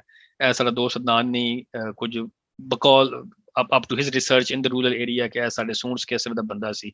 ਉਹਦੀ ਫੈਮਿਲੀ ਨੂੰ ਉਹਨੇ ਕਿਤੇ ਟ੍ਰੇਸ ਕੀਤਾ, ਉਹਨਾਂ ਕੋਲ ਪਿਕਚਰ ਨਹੀਂ ਹੈ, so I don't know if it is real or not, ਲੇਕਿਨ ਇਹ ਲਾਂਸਰ ਸੀ, ਸਵਾਰ ਸੀ, ਇਹ ਉਹਦੇ ਮੈਡਲ ਉਹਨਾਂ ਦੇ ਕੋਲ ਅਜੇ ਤੱਕ ਹੈ।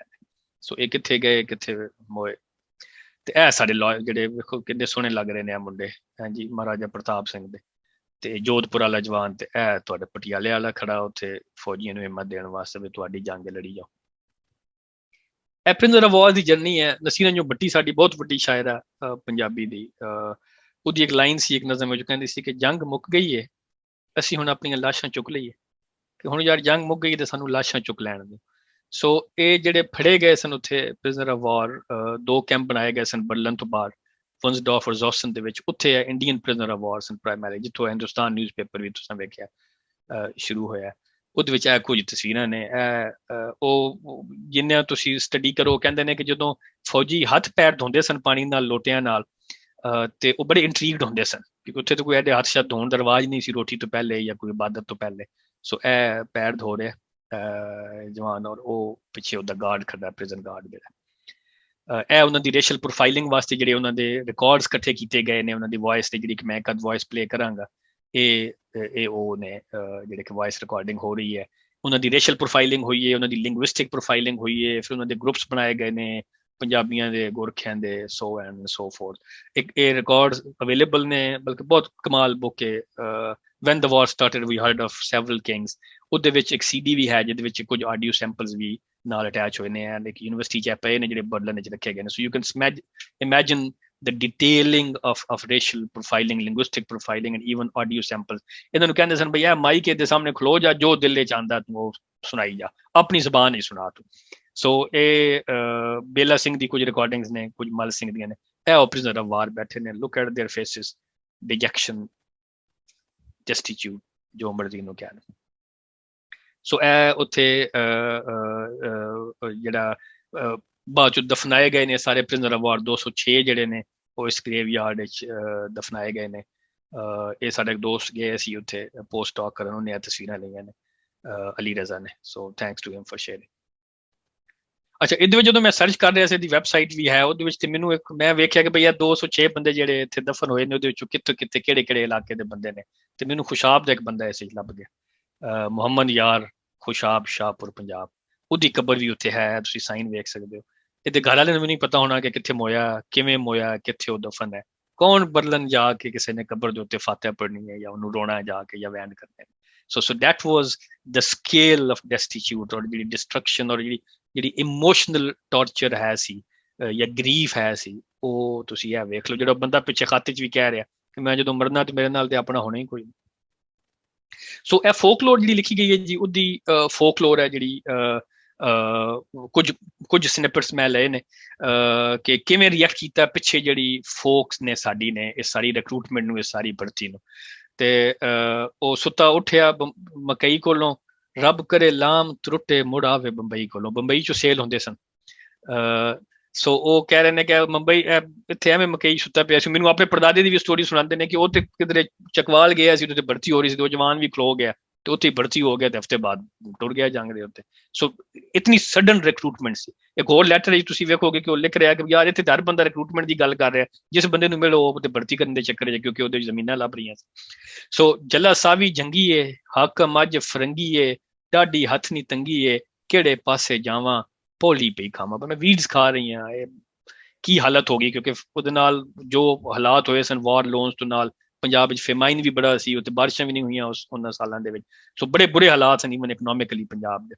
ਦੂਜੀ ਇੱਕ ਹੋਰ ਲਾਈਨ ਹੈ ਕਿ ਗੱਡੀ ਸਰਕਾਰੀ ਪੁੱਲਾਂ ਤੋਂ ਲੰਘਣੀਆਂ ਛੰਮ ਕਰਕੇ, ਬਛੜੇ ਮਾਵਾਂ ਨੇ ਗਿੱਧੀ ਵਹਿੰਦੀ ਆ ਬੰਦ ਕਰਕੇ ਬੱਚਿਆਂ ਮਾਵਾਂ ਦੇ ਗੱਡੀ ਲੈ ਕੇ ਜਾ ਰਹੀ। ਤੇ ਹੋਰ ਇੱਕ ਨੀ ਰੱਖੀਆਂ ਦੀ ਸੁੱਕ ਗਈ ਏ, ਗੱਡੀ ਤੇਰੀ ਚੰਨ ਢੋਲਾ ਜਾ ਬਸਰੇ ਰੁਕ ਗਈ ਏ। ਇੱਕ ਹੋਰ ਲਾਈਨ ਹੈ ਕਿ ਬੂਟਾ ਪੱਕਿਆ ਅੰਬੀਆਂ ਦਾ, ਤੁਰ ਗਿਆ ਲਾਮ ਤੇ ਚੰਨਾ, ਡਾਡਾ ਰਾਜ ਫਰੰਗੀਆਂ ਦਾ। ਚਿੱਠੀਆਂ ਬੇਰੰਗ ਭੇਜਦਾ, ਕਿਹੜੀ ਛੋਣੀ ਲਵਾ ਲਿਆ ਨਾਵਾਂ। ਵੇਖਾਂ ਚਾਰ ਚਫੇਰੇ ਜਾਨੀ ਨਜ਼ਰ ਨਾ ਆਵੇ, ਸਾਡਾ ਸਬਰ ਫਰੰਗੀਆਂ ਨੂੰ ਮਾਰੇ। ਖੰਭ ਖੁੱਸ ਗਏ ਕਾਵਾਂ ਦੇ, ਬਸ ਕਰ ਜਰਮਨਾ, ਬੱਚੇ ਕੁੱਸ ਗਏ ਮਾਵਾਂ ਦੇ। ਬਾਗੇ ਵਿੱਚ ਕਈ ਹੋਸੀ, ਤਰੁੱਟੀਆਂ ਲਾਵਾਂ, ਰੰਡੀ ਸੁਹਾਗਣ ਸਹੀ ਹੋਸੀ। ਸੜਕਾਂ ਵਿੱਚ ਟੋਏ ਨੀ, ਬਛੜੇ ਗਰੀਬਾਂ ਦੇ ਬਸਰੇ ਵਿੱਚ ਮੋਏ ਨੀ। ਮੈਂਡੇ ਤਨ ਤੇ ਪਾਟੀ ਲੀਰ, ਖੈਰੀ ਆਵਣ ਮੈਂਦੇ ਵੀਰ। ਦੇਵਰ ਜੇਠ ਘਰ ਵਾਲਾ, ਲਾਮ ਗਏ ਤਿੰਨੋਂ ਗੱਭਰੂ। ਸੋ ਘਰ ਦੇ ਵਿੱਚ ਜਿੰਨਾ ਕੋਈ ਬੰਦਾ ਹੁੰਦਾ ਸੀ ਉਹ ਸਾਰੇ ਹੀ ਟੁੱਟ ਜਾਂਦਾ ਸੀ। ਹੱਲਾਂ ਦੇ ਫਾਲੇ ਨੀ, ਜਰਮਨ ਹੋਸ਼ ਕਰੀ, ਮਾਵਾਂ ਨਿੱਕੇ ਨਿੱਕੇ ਪਾਲੇ ਨੀ। ਛੱਲਾ ਜ਼ੇਰਾਂ ਜ਼ਬਰਾਂ, ਮੋਇਆ ਮਿਲੀਆਂ ਕਬਰਾਂ, ਨਾ ਗਲੀ ਫੁਰਿਆ, ਢੋਲਾ ਲੰਮੇ ਟੁਰਿਆ। ਉਭਾ ਈਸਟ ਲੰਮਾ ਵੈਸਟ, ਢੋਲਾ ਲੰਮੇ ਟੁਰਿਆ। ਉਭੇ ਨੂੰ ਕਾਰ ਗਈ, ਸੁੰਝੇ ਹੋਏ ਵਿਹੜੇ, ਗੱਭਰੂ ਖਾ ਸਰਕਾਰ ਗਈ। ਪੱਖੂ ਹਟਦੇ ਸ਼ਾਮਾਂ ਨੂੰ, ਜਿਨ੍ਹਾਂ ਨਾਲ ਅਸਾਂ ਲਾਈਆਂ, ਉਹ ਟੁਰ ਗਏ ਲਾਮਾਂ ਨੂੰ। ਸੁੱਕੀਆਂ ਵਾਹੀਆਂ ਨੀ, ਜਰਮਨ ਮੰਦਾ ਥੀਵੀ, ਕਿਉਂ ਲਾਮਾਂ ਲਾਈਆਂ ਨੀ। ਥੱਲਾ ਟੁੱਟ ਗਿਆ ਥਾਲੀ ਨਾ, ਸੜੇ ਕਲੇਜਾ, ਜਰਮਨ ਜਮਣੇ ਆਲੀ ਨਾ। ਗੱਡੀ ਚਲਦੀ ਏ ਛੂੰ ਕਰਕੇ, ਕਲੀ ਵਧੀ ਰੋਂਦੀ ਏ, ਜਿੰਦੇ ਬਸਰੇ ਨੂੰ ਮੂੰਹ ਕਰਕੇ। ਤੇ ਇਹ ਲਾਈਨ ਤੇ ਦੁਬਾਰਾ ਰਿਪੀਟ ਕਰਨੀ ਕਿ ਸੜਕਾਂ ਵਿੱਚ ਟੋਏ ਨੀ, ਬਛੜੇ ਗਰੀਬਾਂ ਦੇ ਬਸਰੇ ਵਿੱਚ ਮੋਏ ਨੀ। ਇਹ ਬਸ ਮੈਂ ਹੁਣ ਖਤਮ ਕਰਨ ਲੱਗਾ ਜੀ। ਇੱਕ ਆਖਰੀ ਮਲ ਸਿੰਘ ਹੈ, ਪੰਜਾਬੀ ਹੈ, ਜ਼ਮੀਂਦਾਰ ਹੈ। ਇਹ ਉਹਦੀ ਡਿਟੇਲਸ ਨੇ। ਪੀਕੇ ਨੰਬਰ ਉਹਦਾ 619 ਹੈ, ਜਿਹੜਾ ਪ੍ਰਿਜ਼ਨਰ ਨੰਬਰ ਹੈ। 11 ਦਸੰਬਰ 1916 ਨੂੰ ਉਹਨੇ ਇੱਕ ਆਡੀਓ ਰਿਕਾਰਡ ਕਰਾਈ ਸੀ, ਤੇ ਉਹ ਆਡੀਓ ਜਿਹੜੀ ਹੈ ਉਹ ਰਿਕਾਰਡਿੰਗ ਇੱਕ ਮੈਂ ਸੁਣਾਣੀ ਹੈ। ਹਾਂਜੀ, ਇਹ ਬਸ ਉਹਦੀ ਇੱਕ ਥੋੜੀ ਜਿਹੀ ਲਾਈਨ ਹੈ ਜਿਹਦੇ ਵਿੱਚ ਉਹ ਜਦੋਂ ਰੇਸ਼ੀਅਲ ਪ੍ਰੋਫਾਈਲਿੰਗ ਹੋ ਰਹੀ ਸੀ ਔਰ ਮਾਈਕ ਜਿਹੜੇ ਮੈਂ ਜਦੋਂ ਤਸਵੀਰ ਵਿਖਾਈ ਉੱਥੇ ਰਿਕਾਰਡ ਹੋ ਰਹੀ ਸੀ, ਤੇ ਉਹ ਨਾ ਆਪਣੀ ਇੱਕ ਗੱਲ ਕਰ ਰਿਹਾ। ਉਹਨੂੰ ਉਹ ਕਹਿੰਦੇ ਆ ਸਨ ਕਿ ਜਾਓ ਤੁਸੀਂ ਸ਼ੇਰ ਪੜ੍ਹਨਾ, ਸ਼ੇਰ ਪੜ੍ਹੋ, ਤੁਸੀਂ ਕੋਈ ਮਜ਼ਹਬੀ ਦੁਆ ਕਰਨੀ ਉਹ ਕਰੋ, ਔਰ ਉਹ ਰਿਕਾਰਡ ਕਰਦੇ ਸਨ, ਬਾਅਦ ਚ ਬਹਿ ਕੇ ਉਹਨਾਂ ਕੋਲ ਪੁੱਛਦੇ ਸਨ। ਸੋ ਇਹ ਹੁਣ ਮੈਂ ਪਲੇ ਕਰਨ ਲੱਗਾ ਜੀ। ਪਹਿਲੇ ਮੈਂ ਪੜ੍ਹ ਕੇ ਸੁਣਾਉਣਾ ਕਿ ਉਹ ਕਹਿ ਕੀ ਰਿਹਾ ਸੀ, ਦੈਨ ਤੁਸੀਂ ਉਹਦੀ ਗ੍ਰੀਵੀਅਸ ਵਾਇਸ ਸੁਣੋ। 24 ਸਾਲ ਦਾ ਮੁੰਡਾ ਪੰਜਾਬ ਦਾ, ਔਰ ਇਹ ਉੱਥੇ ਗਿਆ ਹੈ, ਔਰ ਇਹ ਕੀ ਕਹਿ ਰਿਹਾ ਉੱਥੇ। ਪਹਿਲੇ ਮੈਂ ਉਹਦੀ ਤੁਹਾਨੂੰ ਪੰਜਾਬੀ ਸੁਣਾ ਦਾਂ, ਦੈਨ ਉਹਨੂੰ ਅਸੀਂ ਸੁਣਦੇ ਹਾਂ ਉਹਦੀ ਆਵਾਜ਼। ਉੱਥੇ ਮੈਂ ਆਪਣੀ ਪ੍ਰੈਜੈਂਟੇਸ਼ਨ ਖਤਮ ਕਰਾਂਗਾ। ਉਹ ਕਹਿੰਦਾ ਵੀ ਇੱਕ ਆਦਮੀ ਸੀ, ਢੇਰ ਮੱਖਣ ਖਾਂਦਾ ਸੀ हिंदुस्तान में, 2 सेर दूध पीता सी एक आदमी। उसे आदमी उसने अंग्रेजा की नौकरी की, वो आदमी यूरोप की लड़ाई में आ गया। उस आदमी नू जर्मनी ने कैद कर लिया। वो इंडिया जाना चाहता है, वो हिंदुस्तान जाऊगा, उसको ओह खाना मिलेगा। ओह आदमी, और अभी 3 बरस हो गए हैं, खबर नहीं कब सुलह होएगा। जे हिंदुस्तान में वो आदमी जाएगा उसको खाना वो मिलूगा, जे 2 साल वो आदमी इत्थे होर रह गया तो वो आदमी मर जाऊगा। महाराज कृपा करे ते छेती सुलह कर ले। ए मैं ऑडियो प्ले कर रहा, मैनू दसना कि तुहानू आवाज आ रही है। एक आदमी थी, शेर मांस खाता, मक्खन खाता सी हिंदुस्तान में, 2 शेर दूध पीता सी। एक आदमी, उस किसी आदमी ने उसने अंग्रेजा की नौकरी की। वो आदमी जुर्ग की लड़ाई को आ गया। उस आदमी नू जर्मनी ने कैद कर लिया। वो उसनू इंडिया जाना चाहता है। वो लिया है, वो हिंदुस्तान जाऊगा, उसको वो खाना मिलेगा। वो आदमी 3 वर्ष हो गए हैं, खबर नहीं कब कब होएगा। जे हिंदुस्तान में वो आदमी जाएगा, उसको खाना वो मिलूगा। जे 2 साल वो आदमी इत्थे होर रह गया तो वो आदमी मर जाऊगा। महाराज कृपा करे तो एक खेती सुलह कर ले, इत्थे असी चले जाइए। बड़ी मेहरबानी जी, थैंक यू एवरीवन। हाँ जी मुनीश जी, जनरल साहब। हवान साहब, what a brilliant presentation. आपने इतना बढ़िया वीव किया, your visual, your photograph, your narration, and the last word, the way it finished by saying कि सुलह छेती करो. I think you have put across the whole gamut of this complex subject so very nicely, and your posters and your deeper insights and your analysis in the most fluid language, we are indebted. There are 2 questions, not really related to the subject, but I will read them out. One is, how much money do the Indian and Pakistan governments contribute to Commonwealth Graves Commission? And the second is, did recruitment to the British Army set the way for migration to Britain after 1947, as many early migrants were part of the army? Before you get on to these 2 questions, just one point I want to say, because we are in a COVID year. Yeah. The war finished, but the influenza, Spanish flu was on. And somebody wrote that the soldiers are dying with a greater speed than they died of the bullet during the war. So, all over to you for these 2 questions. ਜਾਂ ਮੈਨੂੰ Commonwealth ਦਾ ਤੇ ਮੈਨੂੰ ਨਹੀਂ ਪਤਾ ਜੀ ਕਿ ਕਿੰਨੇ ਪੈਸੇ ਕਿੰਨੇ ਕੰਟਰੀਬਿਊਟ ਕੀਤੇ ਨੇ। ਵੇਖੋ ਪਾਕਿਸਤਾਨ ਨੇ ਤੇ ਮੈਨੂੰ ਨਹੀਂ ਲੱਗਦਾ ਕਿ ਕਿਸੇ ਹੱਦ ਤੱਕ ਇਹਨੂੰ ਓਨ ਵੀ ਕੀਤਾ, ਹਾਲਾਂਕਿ ਸਾਰੀ ਰਿਕਰੂਟਮੈਂਟ ਇਸੇ ਸਾਡੇ ਇਲਾਕੇ ਚੋਂ ਹੋ ਕੇ ਗਈ ਹੈ, ਦਨ ਪੋਟੋਹਾਰ ਦੇ ਇਲਾਕੇ ਚੋਂ ਐਟਲੀਸਟ। ਸੋ ਜੋ ਮੈਜੋਰਿਟੀ ਪੰਜਾਬੀ ਮੁਸਲਮਾਨਾਂ ਦੀ ਰਿਕਰੂਟਮੈਂਟ ਇੱਥੋਂ ਹੀ ਹੋਈ ਹੈ। ਲੇਕਿਨ that is what happens in history, ਕਿ ਸਾਰੀਆਂ ਚੀਜ਼ਾਂ ਲੋਸਟ ਹੋ ਜਾਂਦੀਆਂ ਨੇ। ਪਤਾ ਨਹੀਂ ਕਿਹੜਾ ਇੰਡੀਆ ਗੇਟ ਬਣਿਆ ਤੇ ਇਹਨਾਂ ਸੋਲਜਰਸ ਵਾਸਤੇ ਸੀ, ਤੇ ਹੁਣ ਉੱਥੇ ਕਿੱਦੇ ਨਾਂ ਲਿਖੇ ਨੇ ਜਾਂ ਸਭ ਤੁਹਾਨੂੰ ਪਤਾ ਹੋਏਗਾ। So that is what happens. ਜਿਹੜੀ ਮੇਰੀ ਪ੍ਰੈਜੈਂਟੇਸ਼ਨ ਦਾ ਮਕਸਦ ਹੀ ਇਹ ਸੀ ਕਿ ਇਹ ਜਿਹੜੇ ਫੌਜੀ ਸਨ, ਇਹਨਾਂ ਨੂੰ ਗਾਂਧੀ ਜੀ ਪਹਿਲੇ ਰਿਕਰੂਟ ਕਰਦੇ ਰਹੇ, ਤੇ ਫਿਰ ਇਹਨਾਂ ਨੇ ਕਿਹਾ ਇਹ ਹਾਇਰਡ ਅਸੈਸੈਂਟਸ ਆਫ ਦ ਰਾਜ ਨੇ।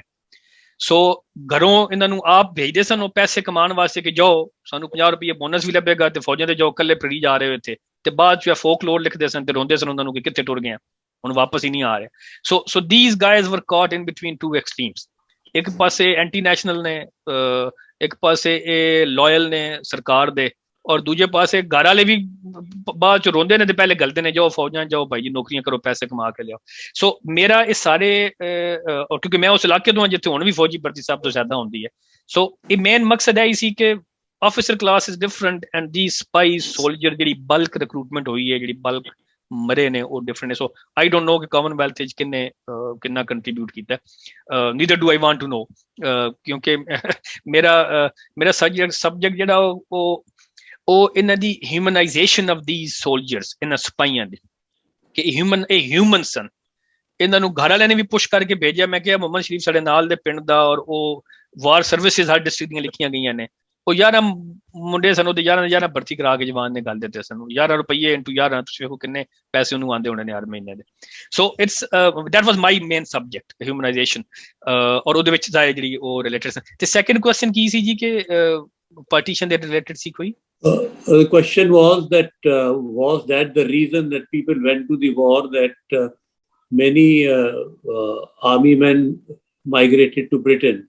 Maybe they had seen a better life. No, not at all. ਵੇਖੋ ਤੇ ਵਿਚਾਰੇ ਸਾਡੇ ਬੰਦਿਆਂ ਨੂੰ ਪੀਜ਼ੈਂਟ ਰੂਰਲ ਸੋਲਜਰ ਜਿਹੜਾ ਉਸ ਮਸਕੀਨ ਨੂੰ ਕੀ ਪਤਾ ਕਿ ਮੈਨੂੰ ਕਿੱਥੇ ਕਰਨਾ ਹੁੰਦਾ ਵੇਖੋ ਨਾ ਮੇਰਾ ਜੇ ਪਰਦਾਦਾ ਭਰਤੀ ਹੋ ਕੇ ਗਿਆ ਤਾਂ ਉਹਨੂੰ ਕੀ ਪਤਾ ਸੀ ਉਹ ਤੇ ਕਹਿ ਰਿਹਾ ਬਈ ਉਹ ਸੁੱਤਾ ਉੱਠਿਆ ਮਕਈ ਕੋਲੋਂ ਹਾਂਜੀ ਰੱਬ ਕਰੇਲਾ ਉਹ ਤੇ ਇਹਨਾਂ ਨੂੰ ਇਹ ਵੀ ਨਹੀਂ ਸੀ ਪਤਾ ਕਿ ਸੇਲ ਆਊਟ ਕਿੱਥੇ ਹੋਣਾ ਸਾਡੇ ਜਿਹੜੇ ਪੰਜਾਬ ਦੇ ਲੋਕ ਨੇ ਇਹਨਾਂ ਨੇ ਤੇ ਸਮੁੰਦਰ ਨਹੀਂ ਵੇਖਿਆ ਹੁੰਦਾ ਇਹਨਾਂ ਨੂੰ ਕੀ ਪਤਾ ਕਿਵੇਂ ਜਾਈਦਾ ਬਾਹਰ ਵੈਸਟ ਦੇ ਵਿੱਚ so they have no idea where they are being sent out ਉੱਥੇ ਰਿਕਰੂਟਮੈਂਟ ਵਾਸਤੇ ਲੱਗੇ ਸਨ ਉਹ ਜਰਮਨ ਸਾਡੇ ਜਿਹੜੇ ਇਲਾਕਾ ਹੈ ਸਾਡਾ ਸੂਣ ਸਕੇਸਰ ਵਾਲਾ ਉਸੇ ਤੋਂ ਜਰਮਨੀ ਨਹੀਂ ਆਦੇ ਜਰਮਲ ਹੀ ਆਖੀ ਜਾਂਦੇ ਨੇ ਉਹਨਾਂ ਨੂੰ ਤੇ ਉਹਨੂੰ ਦੇ ਵੀ ਨਹੀਂ ਸੀ ਪਤਾ ਵੀ ਜਰਮਨ ਕੌਣ ਹੈ ਤੇ ਜਰਮਨੀ ਕਿਹੜੇ ਮੁਲਕ ਤੇ ਕਿਹੜੀ ਜਾਤ ਤੇ ਮੈਪ ਤੇ they can't read the map 5% literacy rate ਸੀ so they have no idea where they are being sent out they have no idea what kind of war is happening there so they recruited for 11 rupees or ਨਾਲ persuasion and I don't think so persuasion ਜਿਹੜੀ ਸੀ ਜੰਗ ਦੀ ਗੈਲੈਂਟਰੀ ਦੀ ਵੇਖੋ ਇੱਕ ਤੇ natural ਹੁੰਦੀ ਹੈ ਜ਼ਾਹਿਰ ਹਰ ਬੰਦੇ ਦੀ ਸ਼ਾਇਦ ਹੁੰਦੀ ਹੈ ਕੁਝ ਜ਼ਿਆਦਾ ਹੁੰਦੀ ਹੈ ਲੇਕਿਨ ਉਹ ਤੇ ਉੱਥੇ ਜਾ ਕੇ ਜੰਗ ਜਾਂਦੀ ਜਦੋਂ ਤੁਹਾਨੂੰ ਅਗਲਾ